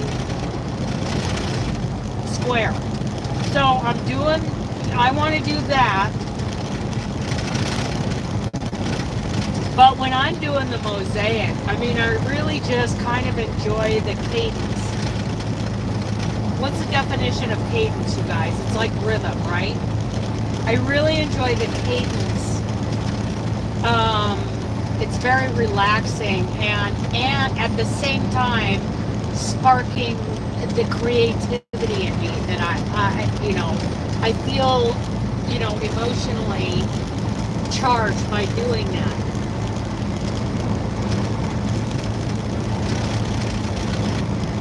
Yes, Jill, you have made a lot of blankets. Absolutely.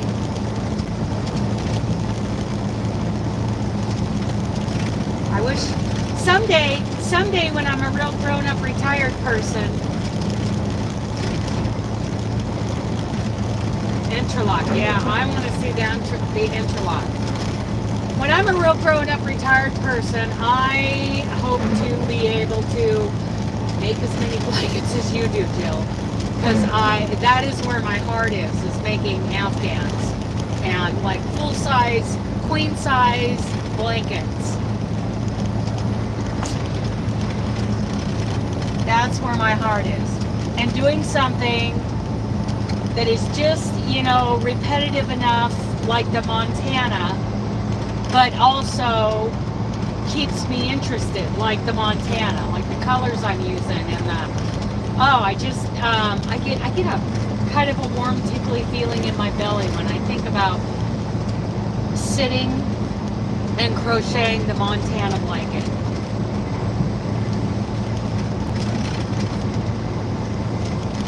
Oh, how wonderful, Jill. Wonderful.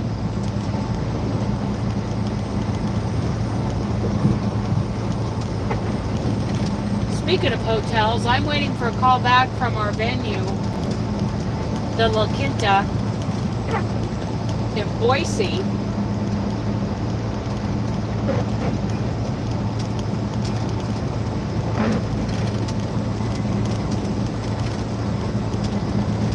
Oh, very nice, Cheryl. What is she doing the auction for? Is it a charity? Because knowing Crystal, she's not doing that for her own gain. She's doing it for somebody else.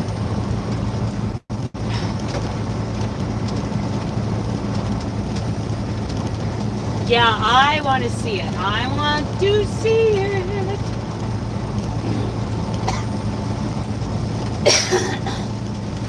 Charity for animals. See, that sounds like Crystal to me. She does nothing for her own gain. That's something I very much respect Crystal for.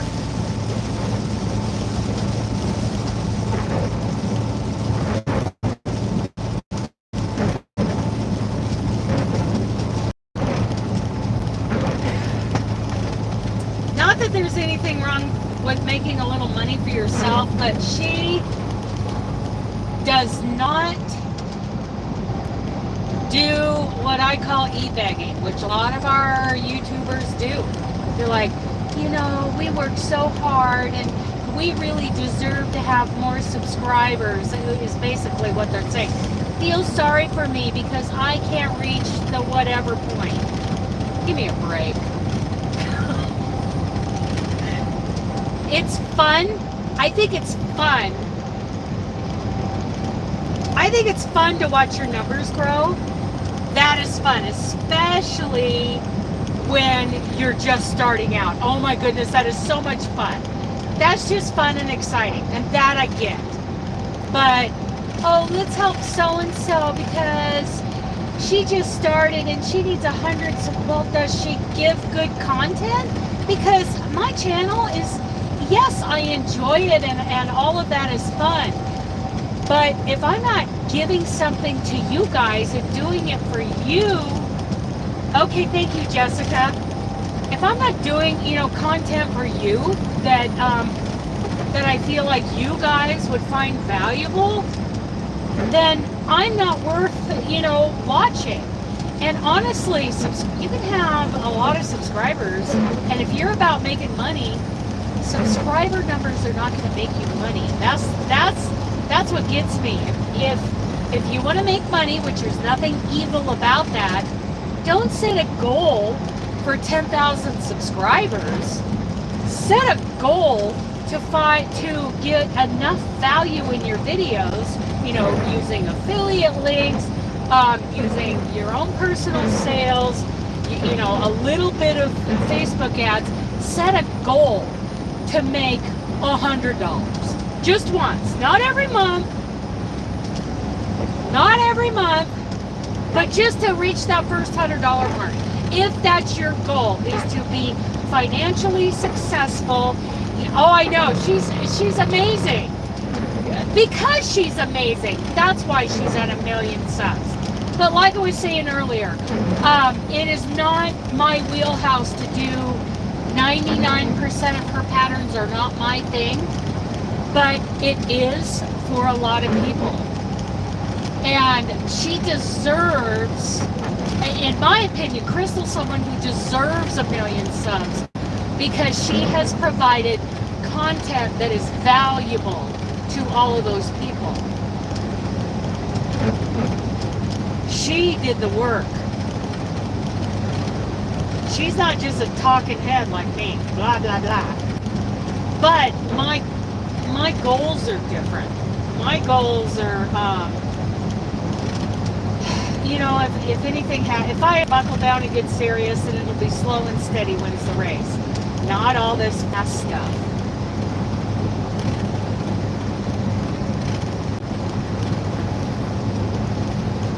That is amazing. That's great.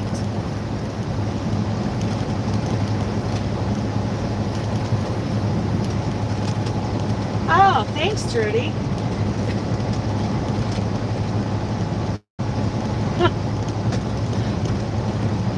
Guess I'm the old lady on the block.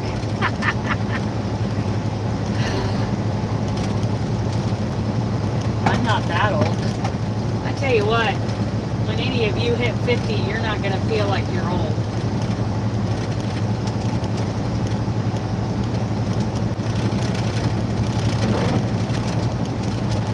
Oh, I thought you said you're older than my... Oh, I'm 55, Jill. Yeah, it's fun. It is fun. I like the community aspect of it. So I do focus a lot on community things, like the Pacific Northwest Yarny Social in October this year. Or, okay, Trudy, well, you're 65 young. 65 is not old anymore. Yeah, the 60s are not old anymore. Like the Christmas in July fairies, which I'm not going to do anymore. It had its time. It shined for a couple of years and it's done. But the community things, that was, and crochet alongs and the spring square swap. We're talking about the spring square swap. I'll start getting those groups together the 1st of March. So anybody who wants to be a part of the Spring Square Swap and you understand how it works, email me. Email me now. If you emailed me earlier, I just deleted it because it was too soon for me. It was way too early for me. But email me now if you know all about the spring square swap. You understand that it has to be blocked out to 10 inches, and you have to do 12 of them, and you mail out 11, and it's US only. I am going to be inviting the Canadians and the Europeans and South Africans to do their own. I'll send them, you know, the information for how we're doing it, and they are, you know, I would be tickled to see them do their own square swap, however they want to do it.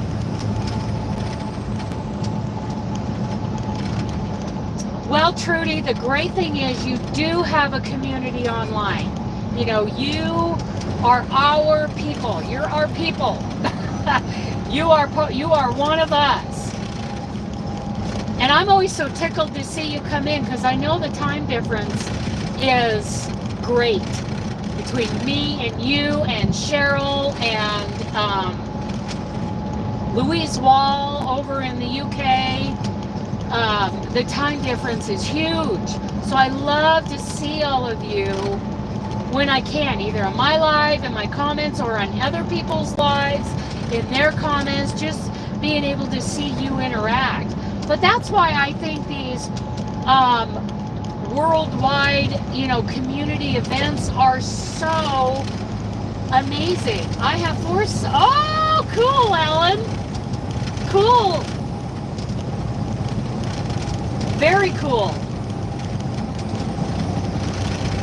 That's why I like to do things like the scarf challenge. I mean, it's an easy thing to, you know, do, but it's worldwide. Oh, and for those of you who don't know, it's my postcard crochet design challenge that I put out there yesterday. Many of you probably haven't heard about this. So here's the thing. You can send me a postcard every day, but only one a day. Or you can send me a postcard, or you can send me a postcard every once in a while throughout the year, throughout 2024. They need to be a different postcard each time. Don't buy a stack of the same ones, and then don't send them all in one day. But send me a postcard.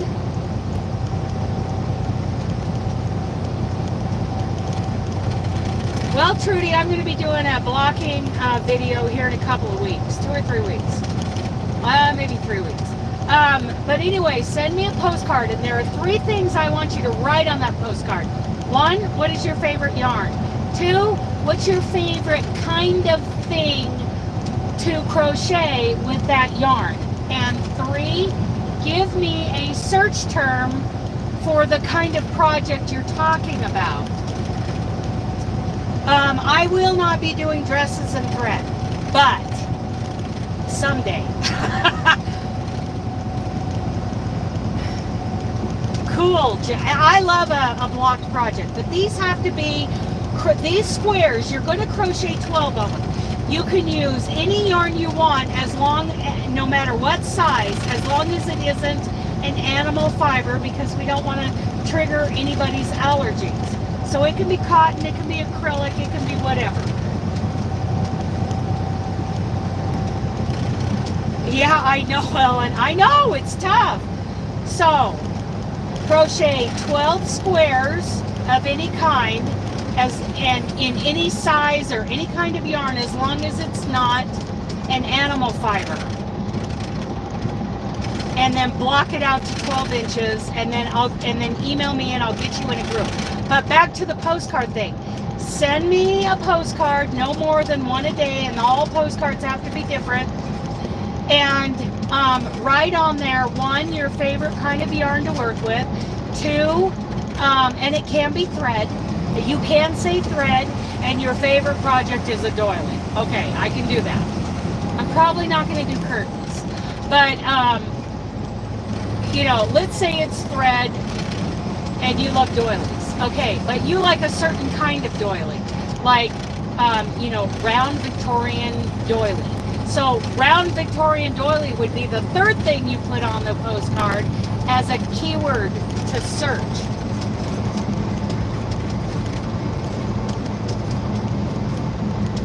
Okay, so 3 things: your favorite yarn, your favorite thing to crochet with that yarn, and third is a search term that I can use to kind of look it up. And those, I'm going to be accepting postcards until December 31st of this year. You know, send me postcards whenever you think of it from wherever you're at. I did say, you know, only one from one city. But you could do, let's say you're in Spokane, you could do 2 or 3 from Spokane, but make them different. You know, each of the postcards different. And then, at the beginning of next year, I will draw 1 postcard, and I will design a pattern in your name. Now, if you send me, you know, I like using, you know, a size 3 crochet thread to make wedding dresses, I'm going to say, okay, I might use a size 1, 2, or 3 yarn, and I'll make a tunic in your name. And, you know, that's what I'm doing for 24 instead of the Christmas and July fairies, because I'm letting that go this year. It really has run its course. It was just as much fun last year as it was the first year, but it's time to move on. Dolls, what? Remember, Trudy, I'm driving, so I can only glance for a half a second.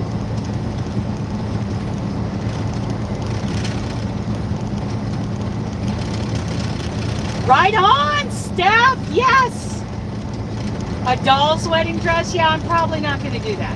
It's not something, it's got to be within my wheelhouse as a designer. I am a very entry-level designer.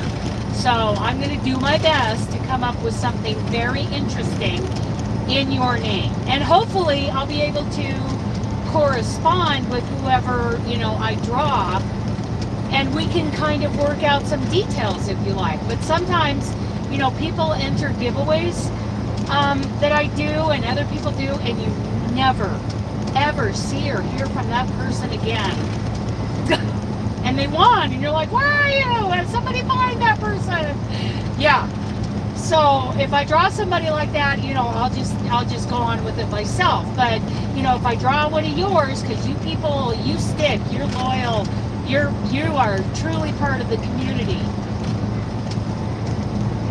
Isn't it great? Now I'm gonna confess here as to where the idea came from. It wasn't the crafting nomad. It was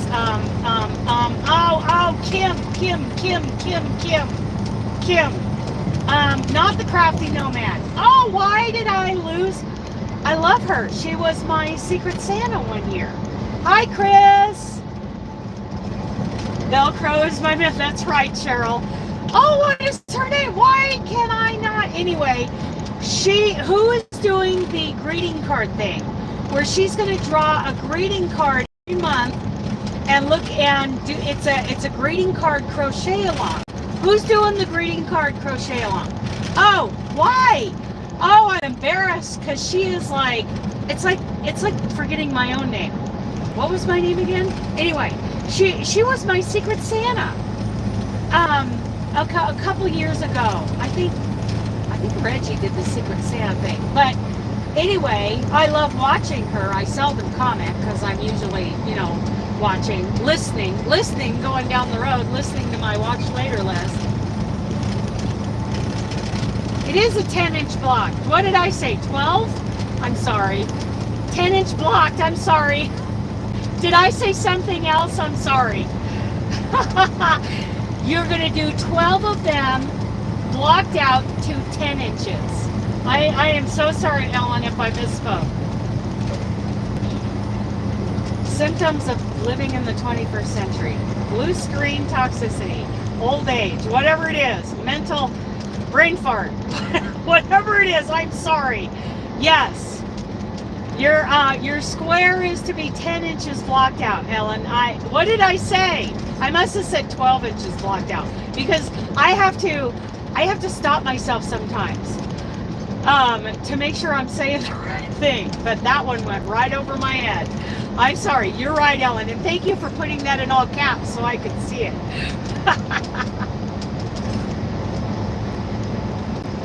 Yeah, so anyway, the postcard thing.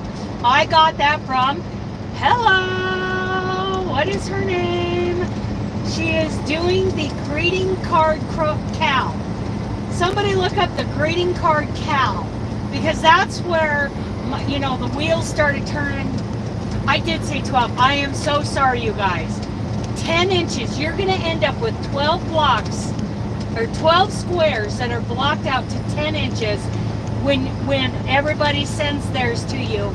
And you are going to put them together and make our spring friendship blanket or Afghan. It's a friendship Afghan. It's our Yarny YouTube friends.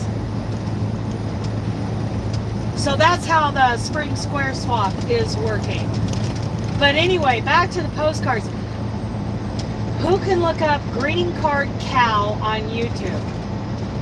It wasn't the Crafty Nomad. It was, I can picture her video. I can see her sitting there showing a greeting card.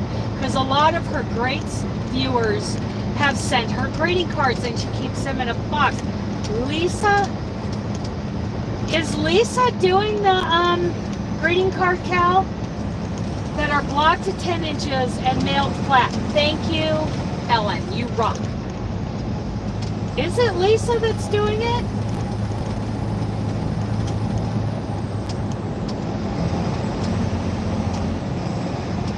Lisa of Happy to Hug Creations, right? Yes. Thank you, Chris. Thank you. Yes, she is doing the greeting card cow. And full disclosure, I was listening to her video day before yesterday. Yeah, I think day before yesterday. And I got this idea in my head and I was so excited. I pulled over to a rest area, plugged in my coffee pot, and I quickly did a short video explaining it and got it uploading, and then I went on down the road. Took all of 10 minutes, if that. Maybe 10 minutes. I was so excited. And you know what? That's where my ideas come from. They come from these other creative people. And but it goes kind of on my own slant. I seldom come up with something without being, what is the word? Inspired by one of you. One of you. Either viewers or content creators or, you know, bloggers, whatever. The inspiration usually comes from this whole creative community. So the postcard thing, I'm not doing exactly like her. She's doing greeting cards. Mine is postcards, and I think Robin wanted to send me a greeting card. I'm like, no, they cost more. A postcard has its own postage. I don't know how much it is now. It's probably outrageous from when we first started mailing postcards, right? Yeah. What is the postage on a postcard? Where's Roseanne when you need her? Postage on a postcard, because that'll be cheaper, and you just write those 3 pieces of information on the postcard. I will draw one at the beginning of next year and design a pattern in your name. Yes, Lisa. It was Lisa. And if I were you, I'd be mailing Lisa a greeting card. And get your greeting card in that box. Because then if I understand it correctly, you'll have to check out her video to be sure. This is how it's stuck in my head. Each month she's going to pull a greeting card out of the box, a random greeting card. And the crochet along is that you're going to make something using those colors. The colors that are on the front of the greeting card. So, very cool idea. Very creative. Wish I could do something every month like that. My content isn't as strong as hers because, yeah, I'm mostly just blabbing away. Very little crocheting getting done. Lots of blabbing away. Kind of the craft mullet. They spin a wheel. What?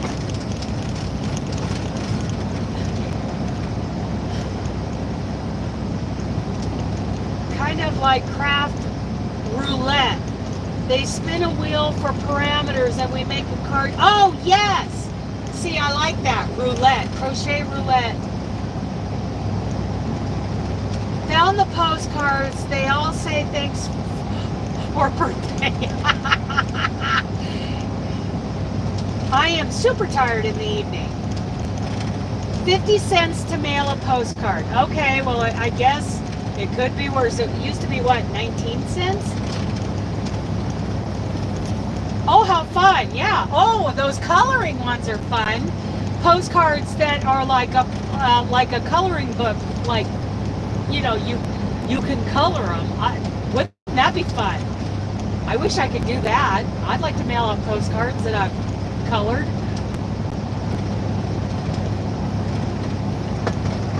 There are times I just want to open up a coloring book, like a kid's coloring book, not an adult's, and grab some crayons and do a little coloring.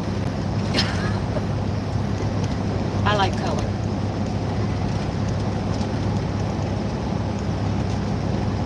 Of course, you know, I want to do my card making and cross stitch and soap making too, but I haven't been able to sit down and do any of that for several years. I used to, you know, sit down in, like at the beginning of December and ending of November, somewhere in there, and do all of my Christmas cards, anniversary cards, just like I would spread out in the basement of the church with all my stuff and hand make all those cards. No, I'm going to color. Oh, okay, cool.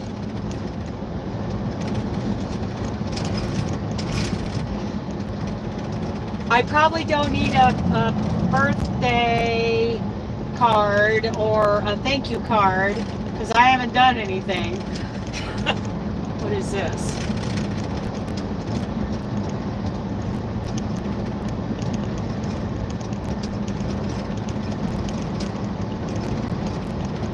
Okay, I had to look at that. Had to look at that. Cheryl is helping a lot of people with their knitting. The standard on a postcard is 53 cents. 53 cents, oh my goodness. Seems like you can buy postcards that have prepaid postage on them. Isn't that a thing? Prepaid postcards? Okay, bye Chris. It was very good to see you for a minute. And thank you for your help.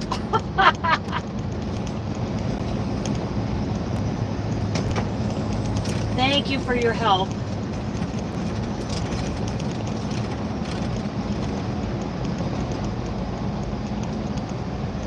Adult coloring books stress me out. Yeah, I just want the big coloring areas. I don't want the little delicate ones. Have you ever seen the Paula Vaughn Designs cross stitch? Yes, I have seen a couple of hers. They're beautiful. If you guys want to look up a cross stitch pattern that absolutely is, it makes my heart hurt when I think about it. It's called the Pumpkin Patch Farm, and it is on the Salt and Pepper website. I don't know if it's Salt and Pepper or Salt and Pepper, but it's a Salt and Pepper website. There is a design called the Pumpkin Patch Farm, and honest, oh, it just hurts me because that, you know, I'm more into like a fall colors and the colors and the design on that than I am a Victorian. I like Victorian, but like I would never design a home in a Victorian style. I think Victorian is beautiful, especially in cross stitch, embroidery, crochet, knitting. You know, I have, you know, Victorian like prints, I think they're beautiful. Absolutely love it. But my personal favorite style for several things is more along the craftsman. It used to be that way. I don't know. I don't know now. Postcard, yeah. It used to be that way. I don't know. I don't know. I just thought, postcard, postcard. And you can send one, or you can send 52, or 12, or 365. Well, since we're starting pretty much in February, it wouldn't be 360. 365 minus 31.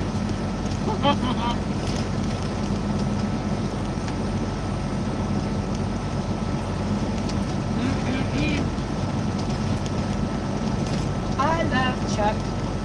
I love Chuck. Those mountains are sure pretty.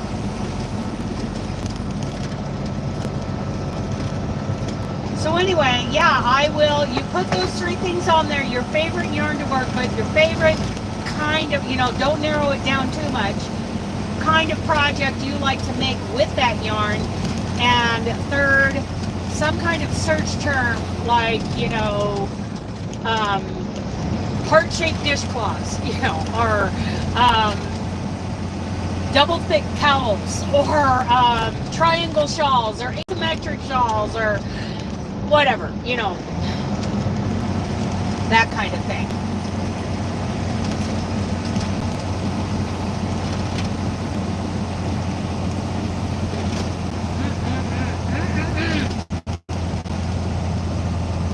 I love me some.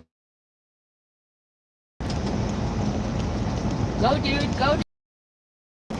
Hammer down, driver.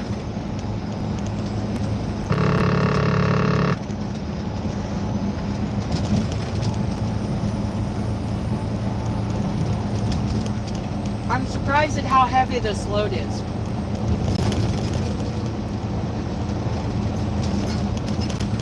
Because I'm hauling basically ramen noodles.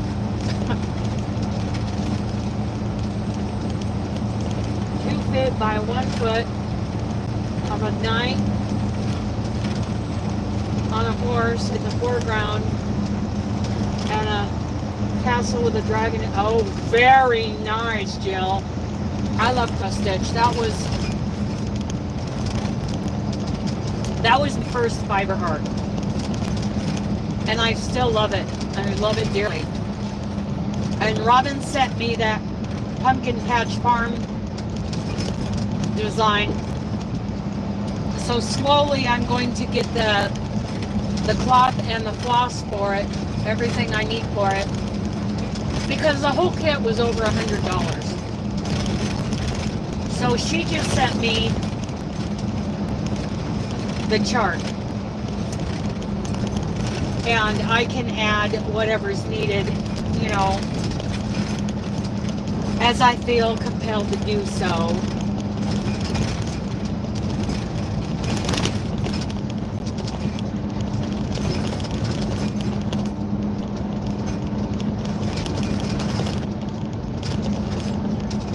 I mostly did, what I got at Joann's and Michael's. I did, the dimensions, those things. Or I would buy just a leaflet and then put together the DMC floss for it. Oh, very cool.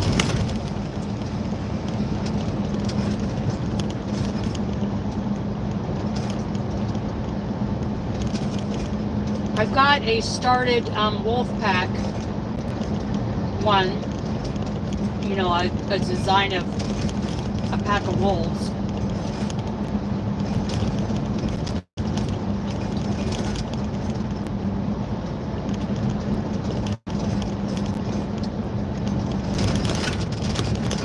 I started that about 7 years ago.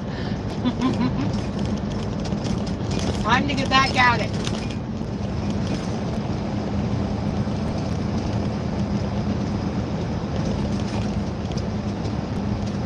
Very cool. I don't know who Emmett Kelly is.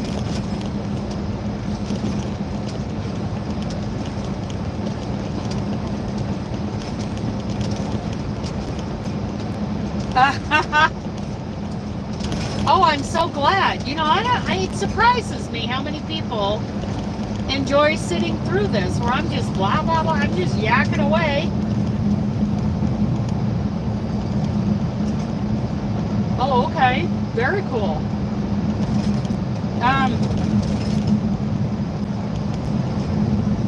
Thankfully, it's not raining right now. It does look lighter up ahead of me, but I do think this storm is coming. The famous hobo clown? Oh, okay. Oh, I know exactly what you mean. I know exactly. Yes.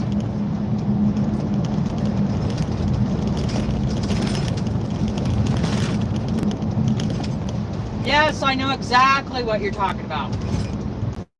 I never knew his name.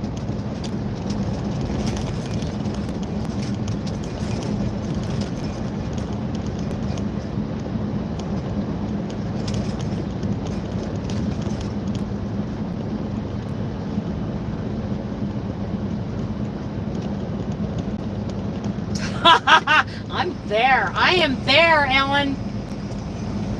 I tell you what, we're just gonna, when we hit Albuquerque, we are just gonna stay on I-40 and head your direction. I'm there. If you're paying coffee, I'm in.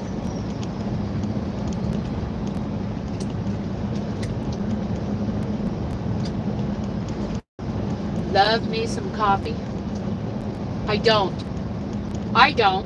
If you're asking me. Are you asking Jill? I have a diamond painting that is gorgeous, and it's of Dooley, but I don't do them. Abby McIntyre, Kit on Mary Maxim. Awesome. Thank you, Kim. We're all just a bunch of enablers here. Look, a pattern. Oh, look, another pattern. Ooh, that one's so pretty. I want that one too. We're drug addicts. You know that. You guys know that we are drug addicts, right? We get dopamine hits when we look at these patterns.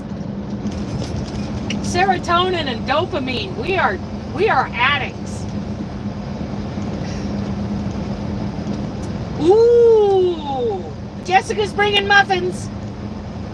Muffins and coffee. Oh my goodness, I'm not going to get any work done.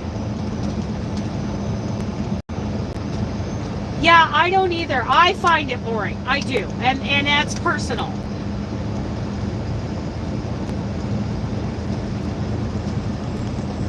But, you know, some people really enjoy that because that's what they're into. They find it, you know, relaxing. You know, when the camera is pointed straight down at the diamond painting. Some people enjoy it.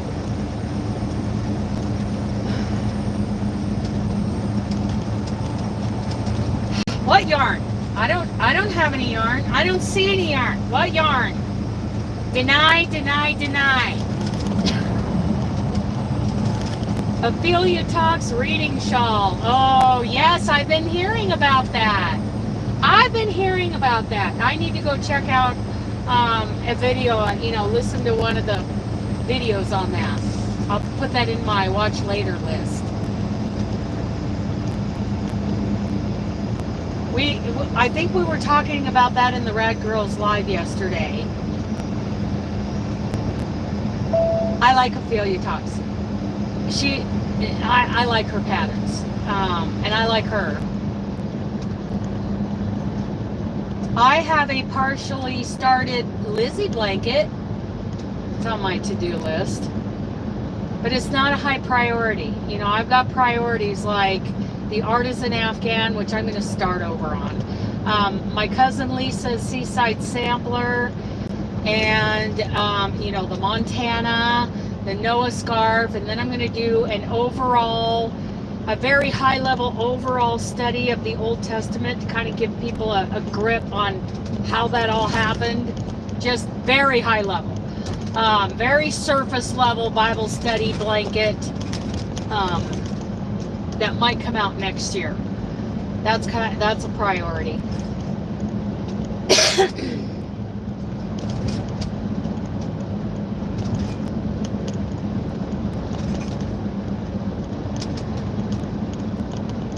Malabriga, oh my goodness.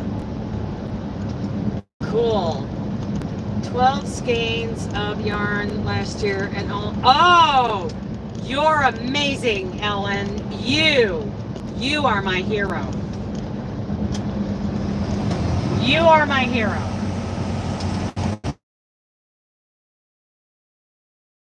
It's all, you know, a big yarn stash.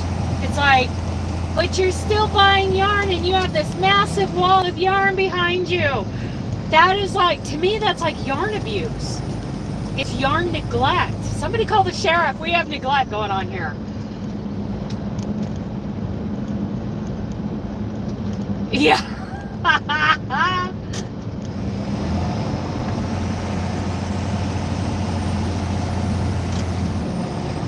Like just the Old Testament, Betty? Because I'm not sure I understand. Most Bibles include both Testaments.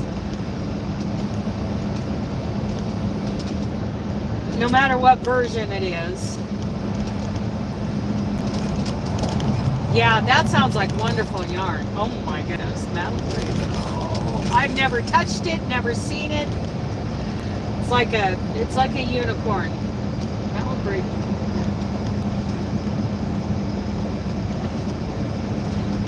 Very special yarn. But I'm very happy, you know, to me the Happy Place yarn is pretty special. I'm hoping that it, you know, like sales don't lag on that, because it is, I think it's a, oh, we spun for a second. I think that Happy Place yarn is amazing for a wool cotton blend. I heard it is, Kim. I don't think I've ever touched it. I should go, you know, fondle it and find out. Oh. I have never seen or heard of one of those, Betty, unless you're looking for a Jewish book. Like, I'm getting into territory that I don't know here. So, forgive me if I say anything wrong. But I know, you know, they're at least going to have the Pentateuch, the first 5 in them.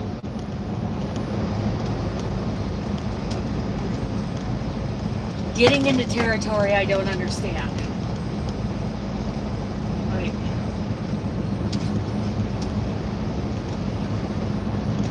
really isn't as soft. Oh, okay. That's all I could read. Well, most of us haven't.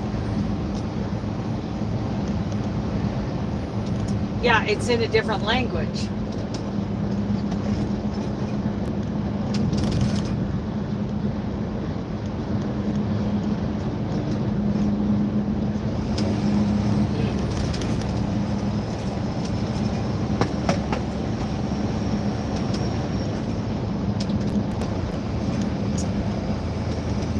Okay, Betty, forgive me, I'm truly just curious as to why you only want the Old Testament.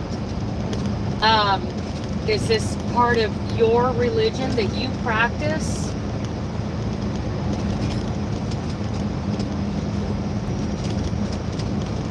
Is this a synagogue or a church or something that you're a part of, to where you only read the Old Testament, or is it the novelty of it? Because I mean, I love books, and especially if I found something as rare as just the Old Testament, maybe like in the Geneva Bible. I'd love to have a Geneva Bible.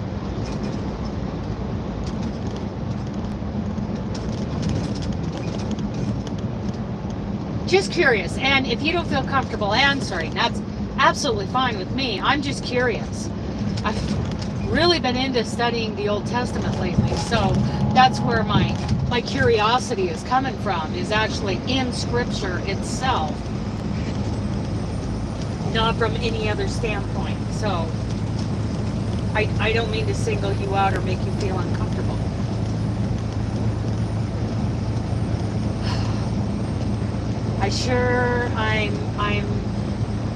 I'm surprised and very relieved and very pleased at how the whole Noah Scarf Bible study is working out. No, a family member said to get the Old Testament. I wonder why. Maybe that's part of their beliefs, or I would think that might be I wouldn't say a rare book, but a book that is not very common, and that interests me. I love books. I love rare books. Or even books that are not rare, but not common, you know. Right now, I would really love a full, I think it's an 8-volume set, I'm not positive, an 8-volume set of it's called The Book of Buckskinning. 1, 2, 3, 4, yeah. I used to have 3, but I lost them in the move.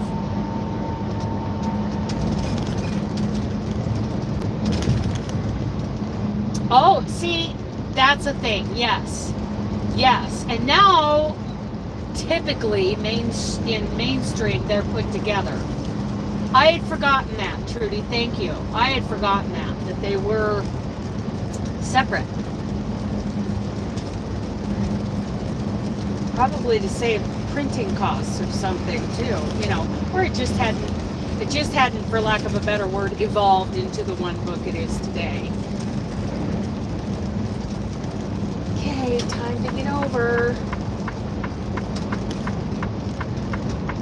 I'm gonna let you go by me, Mazda. Hurry up. A medium on the soft scale. Oh, I like that. A medium on the soft scale.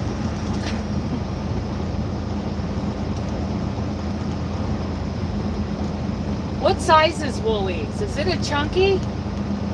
Or what size is it? Because I keep picturing Woolies as a 5 chunky yarn, and I just did that scarf in a 5 chunky. I love this chunky, and I really enjoyed working with that yarn. I think with an 8mm hook, I enjoyed that. Medium 4. Okay, so I was See, there are yarns out there, mainstream, you know, mass-produced yarns that are wonderful, that, you know, most of our community have tried and used and loved, and I haven't used them. I have not, you know, expanded to that. I know that I've done Bernat blanket, a couple of blankets in Bernat blanket.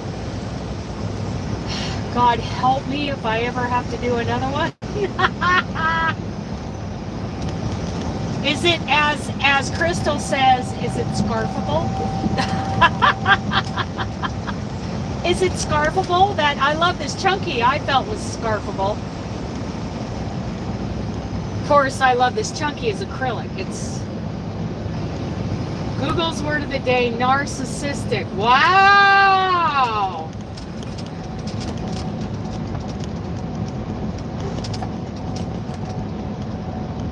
Yes, that is exactly right, Jessica.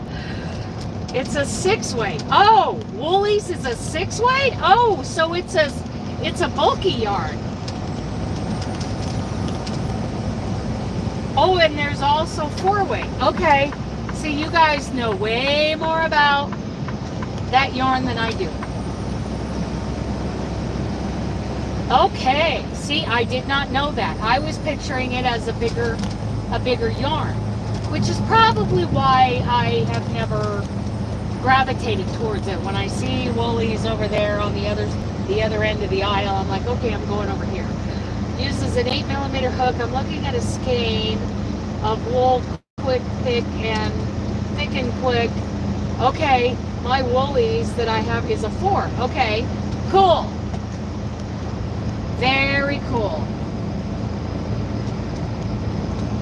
It's 9 o'clock in the morning here, and I haven't heard from my DM yet. So at some point, my DM is probably going to call me, and I will be muted in the call.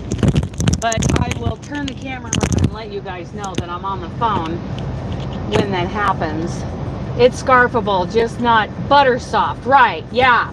Oh, feels like butter. That yarn, that butter yarn, is that still a thing? Feels like butter? Do they still sell that, or was that a temporary thing? But I remember feeling that in the yarns, well, I think it was Walmart. And it does. It felt so good, but I never used it. Feels like butter. Did any of you ever use that? Feels like butter?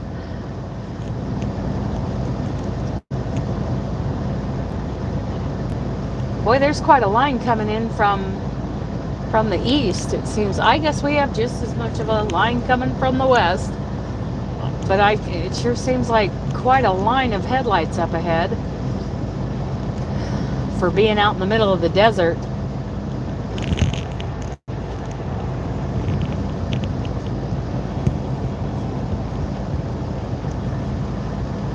Polyester? Is what polyester?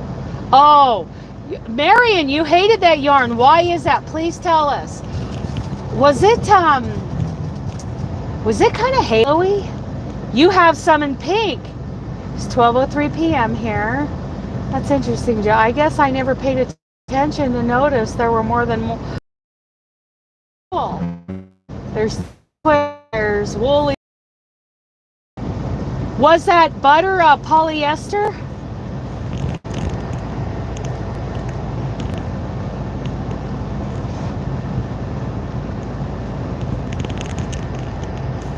Trying to choose between 4-weight woolies, or I like this yarn to do a shawl. Well, I love this chunky. When I made that scarf, it felt really good. It's chunky yarn though, and I'm not normally a chunky yarn person, but it was nice. The feels had a weird velour feel that reminded me of cornstarch. Oh, you think it was polyester? STWF, I don't know what that means.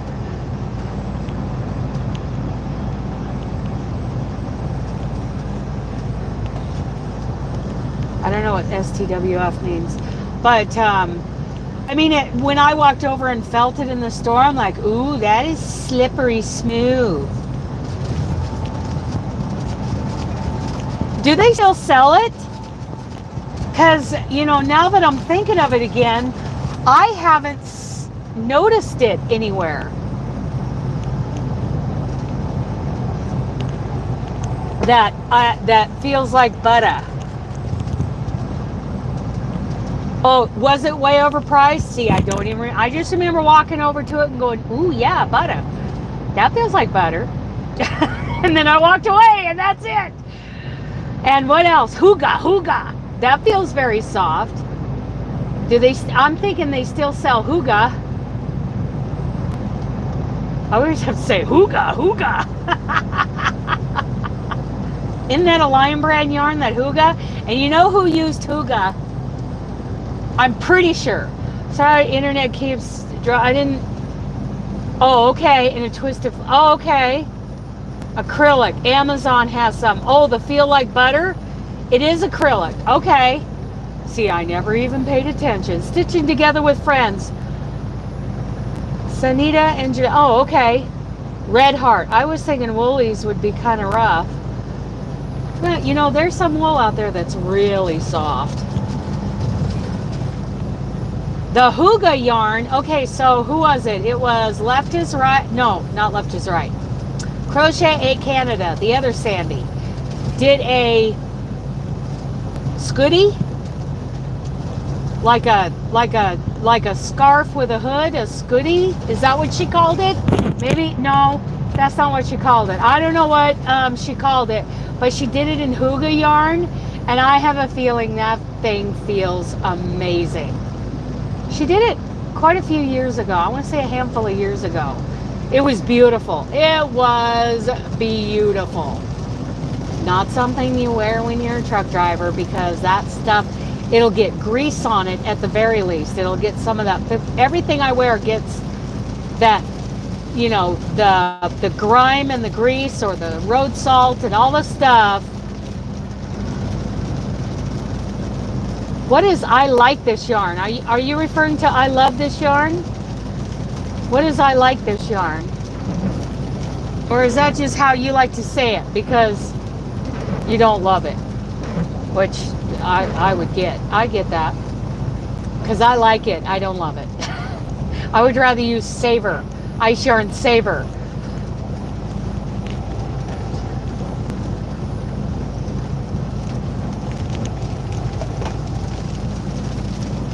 Oh, it's raining again. Can you guys hear the raindrops? I know my windshield wipers are squeaky because they're kind of cheap. And I got them at Freightliner for 12 bucks a piece. No, I think they were cheaper than that. Because Freightliner is the only one who has the right size windshield wipers for this truck. I've seen YouTube autocorrect love and delight. Oh! That could be happening too. I'm just curious. I mean, doesn't hurt me what you call it. Or if there really is like a knockoff called I Like This Yarn.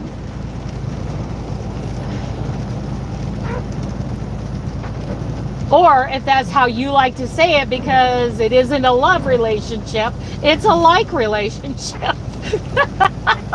That totally makes sense to me.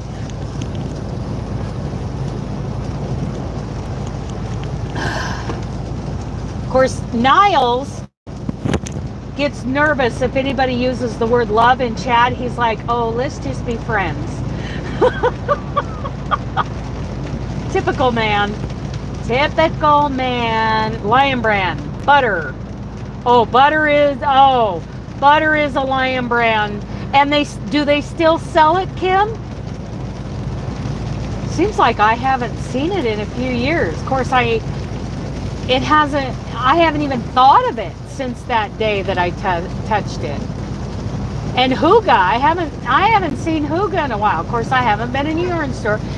I love this cotton stash to make 50 washcloths for my son's school. Okay. You know, I made a beautiful set of red and white thermal stitch pot holders and matching washcloths, and it shrunk more than any cotton, you know, because it's a mercerized cotton, right? I mean, it's a beautiful cotton. It's got a little sheen to it, and it is a very nice cotton, but it shrank more, and I kind of giggle every time I see that pot holder in my mom's drawer, because it's like a big mug rug. But she uses it as I've won 3 times out of 3. Whoop whoop! Way to go, Jill. He's gonna start getting cranky. He'll probably start cheating. I don't know how, but I think there are times he starts cheating.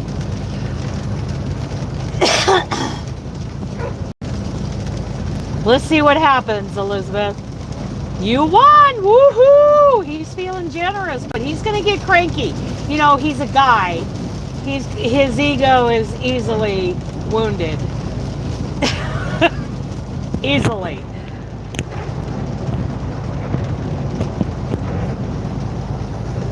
he starts getting all competitive. And I think I think he cheats after a while. Let's see, Jill. Oh, he's dissing you. I love this yarn. Auto-corrected. Okay, Kim. But I thought I knew what you were talking about. You know, we kind of got to read between the lines with this autocorrect, right? That happens sometimes. He gets all flabbergasted and he can't complete a sentence. You probably won. You know what? When he does that, we're just going to say that you won, because I think he's just sputtering and spitting.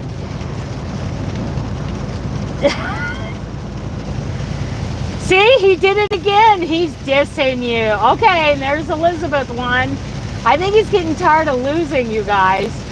And especially to you, Jill. He's dissing you. He's just spitting his coffee out all over his shirt. Okay, can you guys hear that rain? Let's see what happens with Ellen. Oh, he's absolutely ignoring you, Ellen. You must have won too many times. Jessica, oh, he snubbed you. I think when he does that, we're going to count that as a win for you, because I think he's getting all flustered. Well, and I am out in the middle of the desert. Are you bringing the rain to me? I'm doing my best, Elizabeth. I'm bringing it that way. I like to use I love this cotton for charity. True. Yes. Very true. He won't play with you. You hurt his feelings. And he's got a fragile ego. I just consider when he does that you won, and he doesn't want to tell you. He's just like rolling his eyes and walking away. Oh, see, now he's taking it out on Ellen.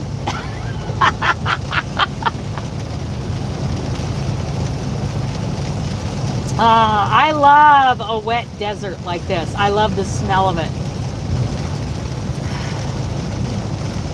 And in eastern Oregon and parts of Idaho, they have that dry yellow grass in the summertime. I love when that gets wet, the smell of that. Yep, butter is still for sale. Oh, okay. What about Huga? Dissed 3 times. Well, as far as I'm concerned, that means you won 7 times, because he didn't have the courage to tell you that you won again.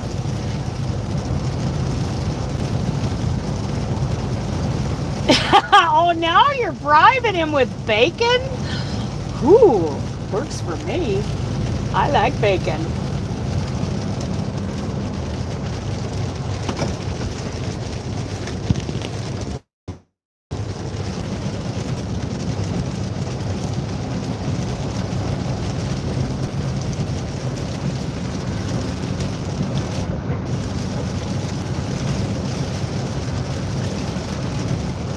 Hugga, chugga, hugga, chugga, yeah.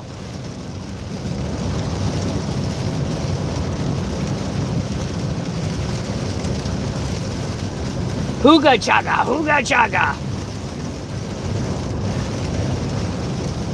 Oh, he didn't like us laughing at him for having a fragile ego.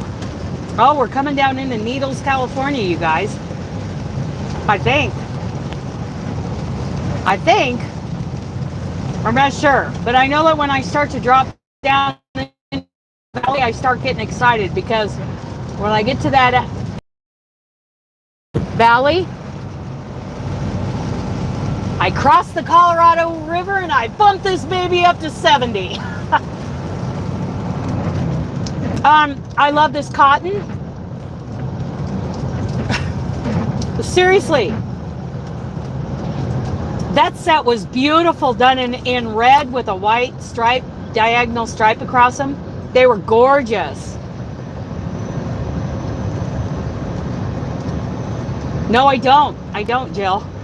That's an old one. It's old. Hooga chugga. Yeah, I don't know who sings that. Oh no, I'm not dropping down into needles yet. I was getting excited for a second. Maybe on the other side of those big mountains in front of me. We'll see. I might lose you guys in those going up over this mountain range. Blue suede. What decade was that? Was that the 60s? Because I was born in 68. Hooked on a Feeling. Oh, I know Hooked on a Feeling. That's a good one.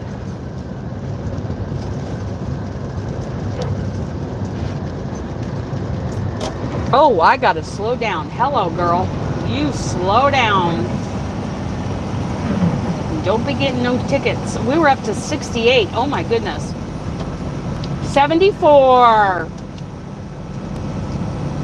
I remember Hooked on a Feeling.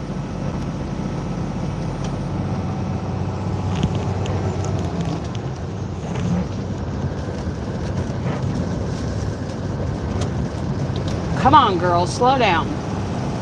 I put on that downhill assist and she'll hold at 59 all the way to the bottom.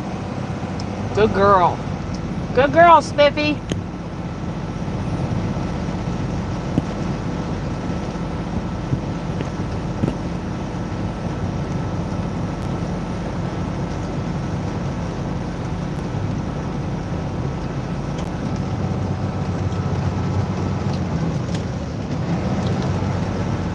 Come on, girl. Hold it. There we go. We're down to 59. Good girl.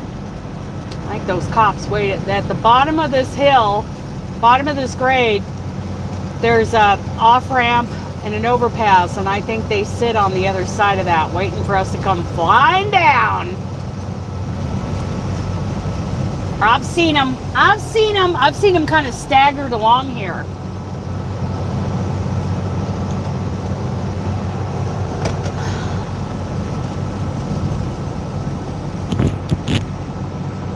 And it's a good spot to catch us, I guess.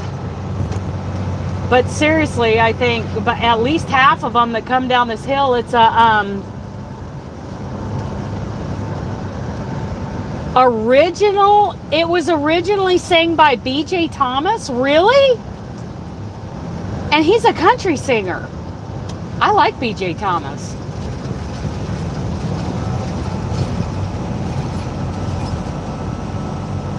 There they are. There they are.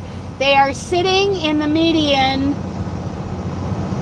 right there under the overpass. B.J. Thomas. When did B.J. Thomas first sing it?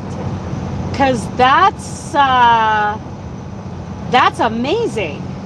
Please don't come after me. It was an accident. Because I was just saying, I bet about 50% of us that come down that hill and end up over speed, that it's an accident. See, there were two of them sitting right there in the median underneath the overpass. They're staying out of the rain because they might melt. I used to tell my brother that. My brother's a cop. I think he did Raindrops. B.J. Thomas did. I'm not sure about that. He might have done it, but I don't think it was originally sung by him. Because that was wasn't that a Gene Kelly song? In a movie? Wasn't that Gene Kelly? I don't know. I was born in 68. So you're a little out of my league here. You've got me.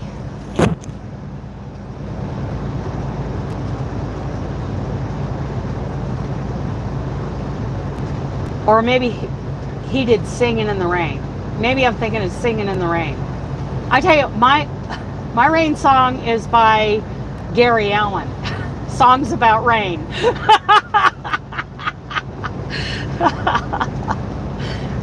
Way more, recent. To me, that's recent. A couple decades old. But yeah, songs about rain. Gene Kelly was Singing in the Rain. Okay, well, raindrops keep falling on my head. That would surprise me to find out it was originally sung by B.J. Thomas. But it's a good song. Thomas in 68. Blue Suede in 74. I like it.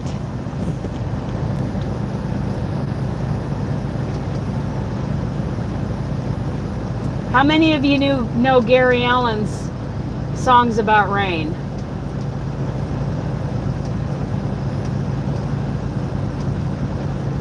It's in my, you know, one of my most played. I have a huge playlist. Well, I have several huge playlists of music, and that one I play a lot. I have played a lot over the last 10-15 years. I think I have to get over, looks like it, because we got a truck on the shoulder.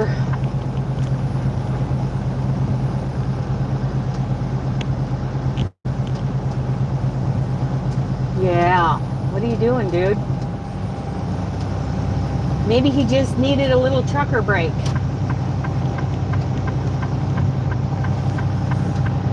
Because he doesn't have his triangles out, so maybe he just needed a trucker break. I'm going to need a little trucker break. 1 minute break here pretty quick.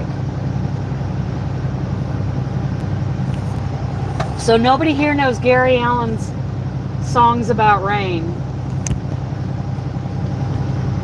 And it mentions all of those songs. All of those songs we were just talking about, I believe, are mentioned in Gary Allen's song. You'll have to look up the lyrics. Rainy night in Georgia, Kentucky rain. Here comes that rainy day feeling again. So maybe those songs we mentioned are not in there. Blue eyes crying, early morning rain. Yeah, those songs weren't mentioned, but those others, the ones that I just poorly sang, those were mentioned in it. Songs about rain. I love it. I love it. Actually, whenever I hear that song, I can picture myself driving through downtown, Elizabeth, Colorado, which is, it's a town. It is not a city. Well, the population may have bumped it up to a city nowadays because now they have a Walmart, but back then it was just a town that I drove through at night a lot.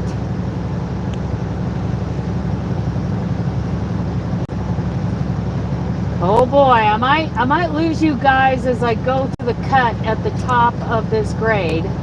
If you sing them, Dana, I know them, but I didn't know what the names are or who sings them. Okay, yeah, you know what, I get that way too. You know, I have to hear it. I have to hear it and get it back in my head to know what we're talking about. 64 in June, whoop whoop. Well, they say the 60s are the new 50s. Oh, downgrade. Here we go. Now we're going down into the valley. I think this is the valley I thought I was coming into a little bit ago. You'll be 40 in May.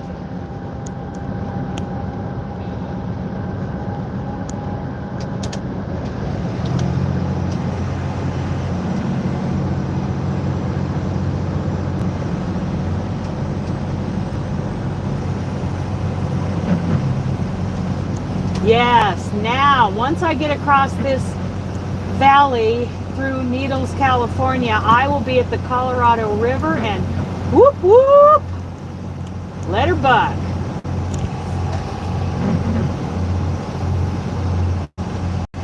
We're going to let this pony run when we get over there. Oh, yeah.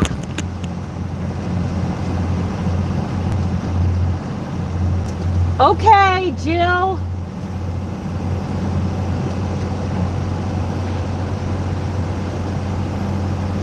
So who's going to send me a postcard?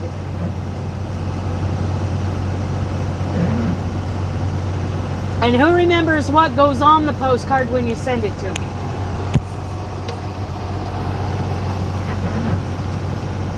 I don't know who all was here when I said that. I know Ellen was here. Jill was here. Ellen, Jill. Bye, Jill. Jessica was here. I think Elizabeth was here. I think you all were here.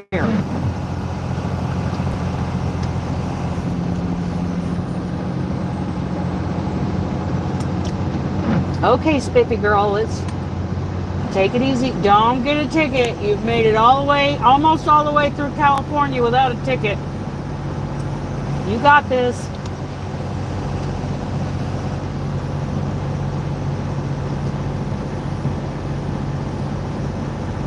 I can see that it's raining from that cloud in front of me. Can you guys see that?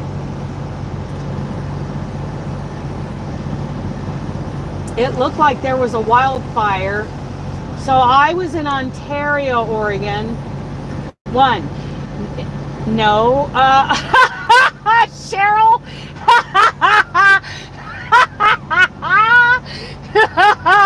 Cheryl, bank account details for you to deposit money into 3. Amount to be deposited. I think it'd be go the other way. Cheryl. Get you a postcard so I can at least send you one. Sorry, what was the question? It's what 3 things do you need to put on the postcard? I need my favorite yarn, what I like to make with that yarn, and a link to a pattern would work, Jessica. I was saying like a search term, something that I could plug into my search engine and would bring up, you know, that kind of project that you're talking about that you like to make with that yarn. Yeah, a link to one would work. But then I would, that's, yeah, and you know what, we don't have to be so strict, right? You know, the name of a pattern that is online that does that you really, I have the 3 items written down. Need to think how tongue-in-cheek to decorate. Thank you, and birthday. That's funny.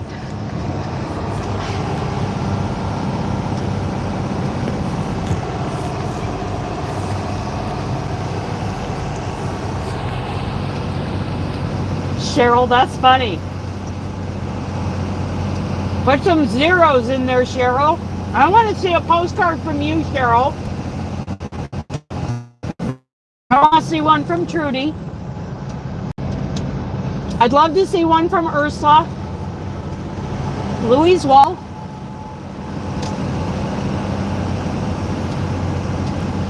Darla. Cindy the Crocheter, eh? And all of you.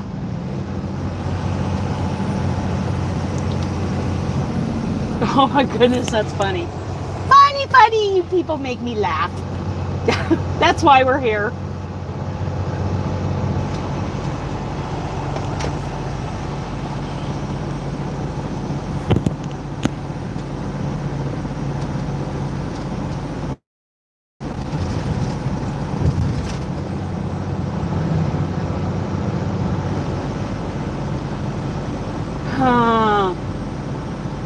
She'll be coming around the mountain. There you go. We're coming down the mountain. Hold on, Spiffy. Hold on, girl. We don't want to get crazy and get a ticket. I will let you run as fast as you can run when we cross that Colorado River, girl. Of course, she's probably not going to want to run very fast because the roads for the next 10 miles are atrocious. Do is email a photo. I won't be able to afford postage. For a postcard, Trudy, are they really that expensive? Jessica.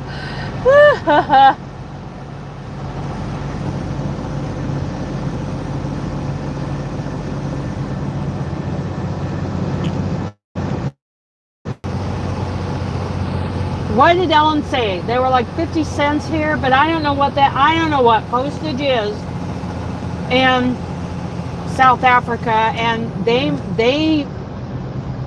it might be huge. One Zara is,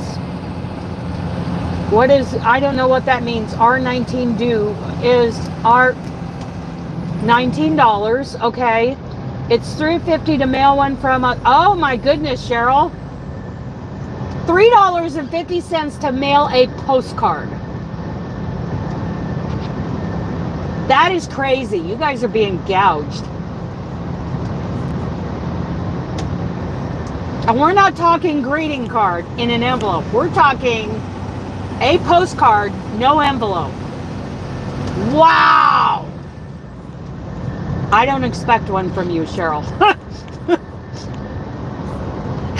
You just step aside. I don't want you, and I don't understand what the price, Trudy, I'm sorry, I don't understand the exchange there.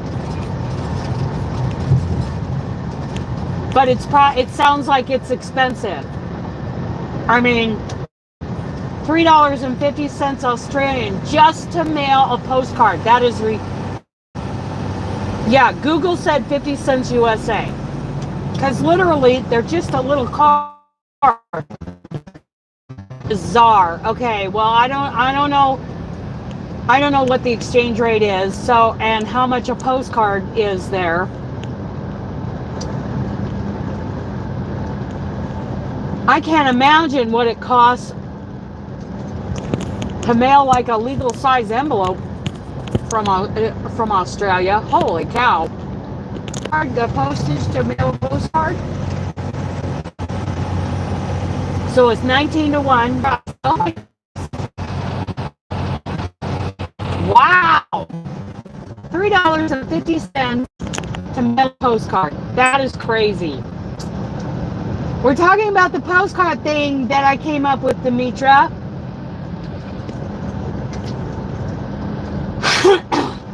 I'm asking people to mail me a postcard. You can do it once a day, one a day. Do not mail a stack of postcards. You can mail one a month. You can mail just one. To me, with number 1, 2, your favorite kind of item to make with that yarn, or can be specific you like. If you say, and then for a certain term you put round Victorian style doily or square fillet style doily, you know, something like that. I love to make blankets, and the search term might be chunky scrap blanket so that I can look it up. Okay, so, you know, mail at the most one a day. Postcards, they have to be postcards each time you mail them. And 2, or, you know, you can mail just one.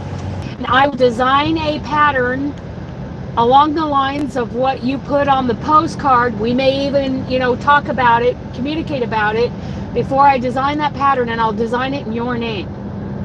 So one lucky winner. I'm like, great, I get a design from Dana. It's not like you're getting a design from Jane Crowfoot or, you know, Hooked on Sunshine or any of those, but, you know, I'll do my best. I will do my best. I'm getting a lot of designing practice these days.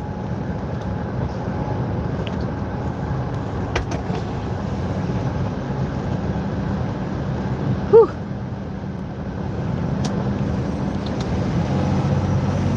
Here we go.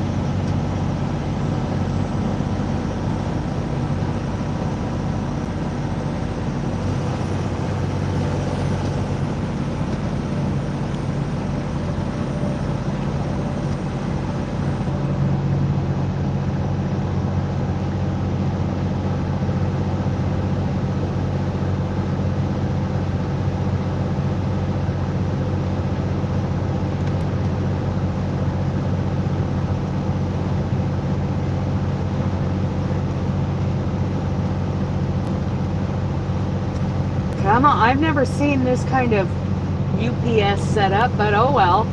It's like a 30-foot trailer hooked up to a truck like mine. A little 30-foot trailer. I wonder how many postcards hopefully he's carrying a lot. But you know what? Postcards seldom get sent anymore, and I love postcards. I think they're wonderful. You don't have to worry about an envelope, and sometimes you can buy, you know, a prepaid postage kind of postcard. It seems like you could have, at least at one time, but you know, as you're traveling around or you're just, you know, running errands in your area, find postcards at whatever stores you're at, you know, convenience stores, mini markets, the grocery store, the variety store. You should be able to find postcards.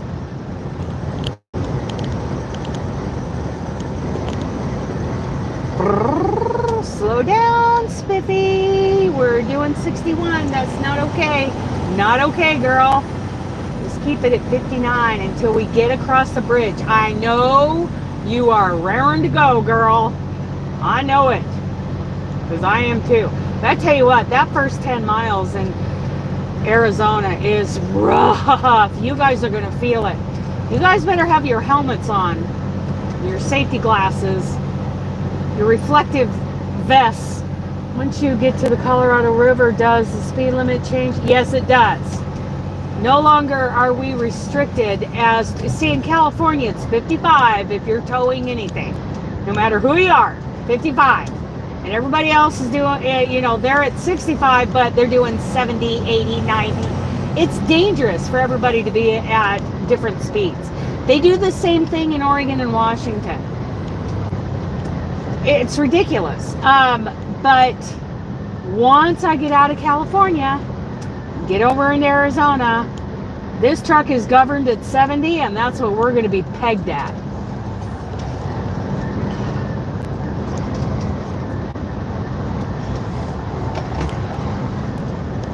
So anyway, that's the postcard design challenge. Is that what we're going to call it? What do we call it? What do we call it?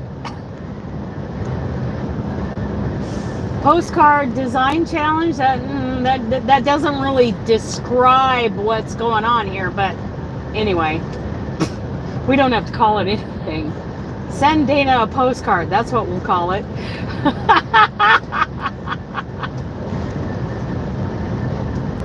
And you send it to P.O. Box 921, Emmett, Idaho 83617.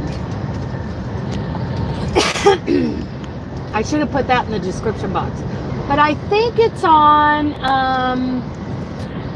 the About page. I'm not positive, but I think it's on the About page. Okay, we're coming into needles.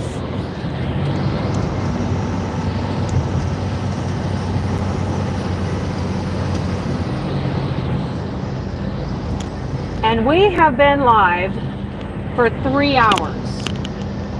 So, as soon as we get to the Colorado River, I'm going to end this live and let you guys go to other lives. Go do your things. Go live your lives.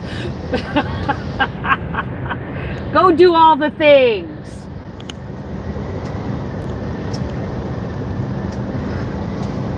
I'm getting full. So it's taken me 3 hours to eat a little over half of what I cooked this morning. But that's how I like it.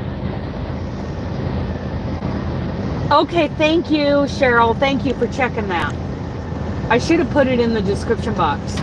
Okay, we're gonna get over and let the RV, the camp trailer come out with the pickup.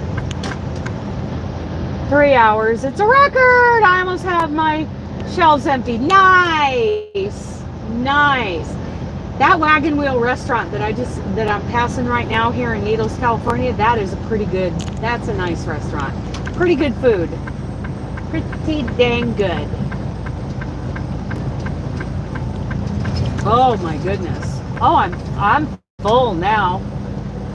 I am full. So what are we going to call this postcard design thing?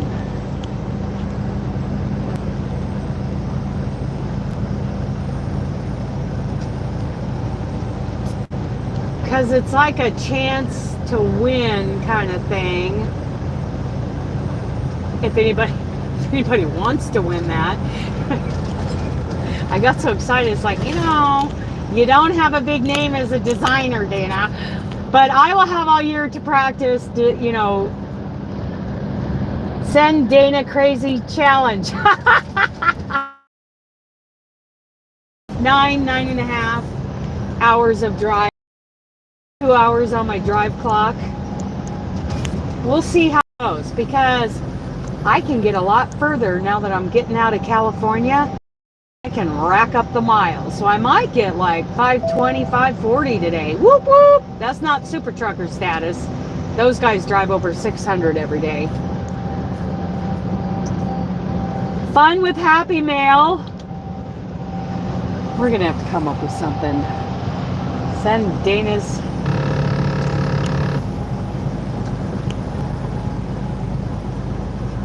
The postcard thing.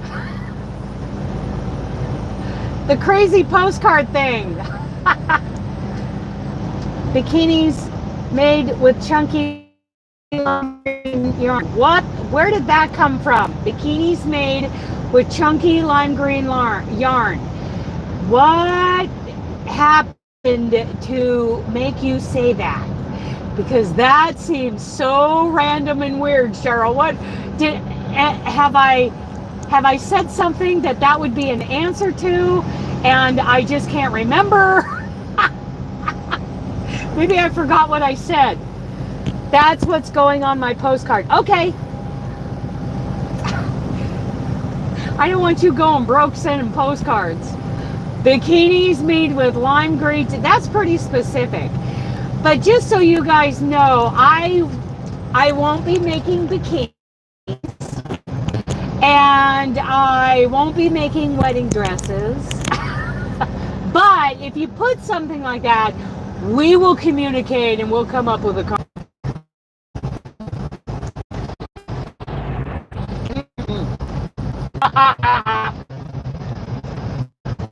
That is funny. Also, the things that you're telling me about. So this whole thing is going to increase my knowledge. With matching Speedo, complete matching beachwear.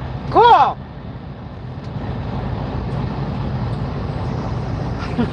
You guys. Lime green bikini.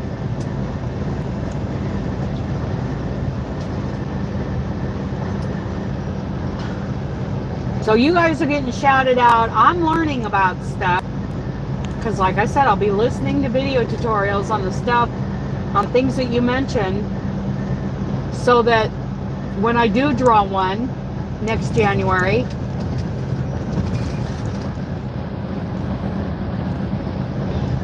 okay, Ellen, I'm glad you're here. We're almost to the Colorado border and I'm getting ready to,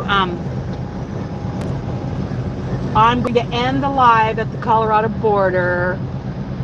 Oh, he got mean just as you're heading out the door. He had to be mean. So yeah, if you put bikini on there, you know, I might listen. Not something I would ever make. It's not something I'd ever design, but I would listen to. It would cause me to listen to some tutorials while I'm going down the road. Landstar, dude, you're killing me. What are you doing? You're doing 56 miles an hour, 56, 57. Well, I'm gonna scoot on around you. I will. Thank you, Ellen. And if any of you are interested in the greeting card, Cal, go check out Lisa from Happy to Hook Creations.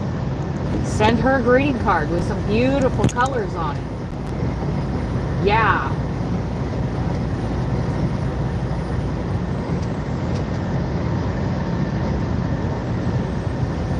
Thanks, Kim. I think we're a little bit ways away from the we're not at the Colorado River yet. I can't see. It's on the other end of that mountain range up ahead of us. I mean, I'm through Needles. Trudy. I agree. Yeah. Okay. Getting over. He's driving one of those nice Kenworths.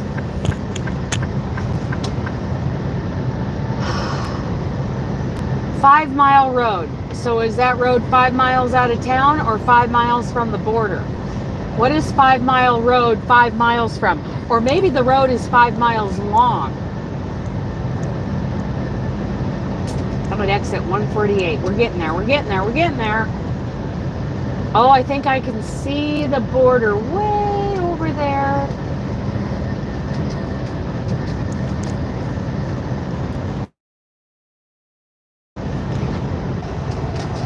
Yep, I can see it. It's probably 3 miles away, something like that.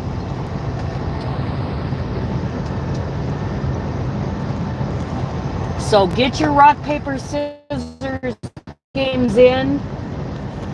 This last 3 to 4 minutes that we're on the road. See if you can wound his Niles' ego even more. Let's get him. Get him, get him, get him. Wonder why my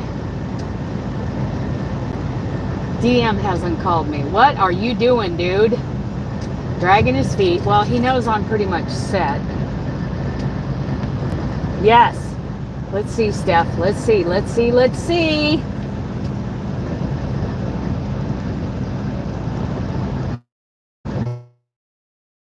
Mention before we go. Anytime you want a video chat with me, my Discord channel has a voice chat with a video option on it. A bunch of us can get in there too with the Zoom. Anytime you want text chat, and then right under that is the voice chats. And in like a meeting with Carrie, you know, I do meetings occasionally when I'm going down the road, especially for the Pacific Northwest Yarny Social coming up.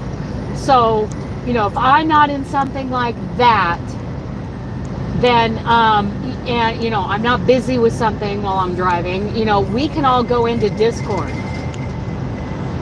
We can go into the Discord voice chat, and it's, there's a video option. So it's just like being in Zoom or Google Meeting, you know, it's really easy.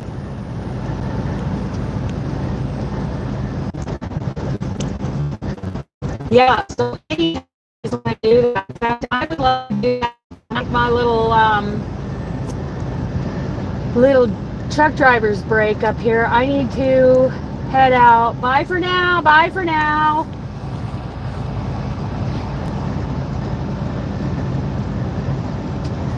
It was nice chatting with all of you. Cheryl, Trudy, and all of you that came in. Carrie came in. All of you that have been in here. Jill, Elizabeth, Pat, you know, all of you. This has been fun. You guys helped me get across I-40 to the Colorado border. It feels like it's only been an hour, but it's been longer than that. We've been live for 3 hours, I think. Yeah, the link to the, yes, Jessica, thank you for coming in. The link to the Discord is in the description box down below. And once you on Dana's Wanderlust Crochet Testers, that's the name of the Discord.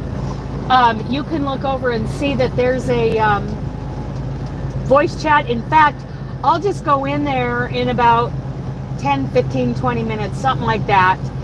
And if you get into Discord, you can find I'll link the voice chat in the general chat, so anybody who wants to be in there with me can. Here we go now. I'll let you guys see me crossing the Colorado, and then I'll end the live stream.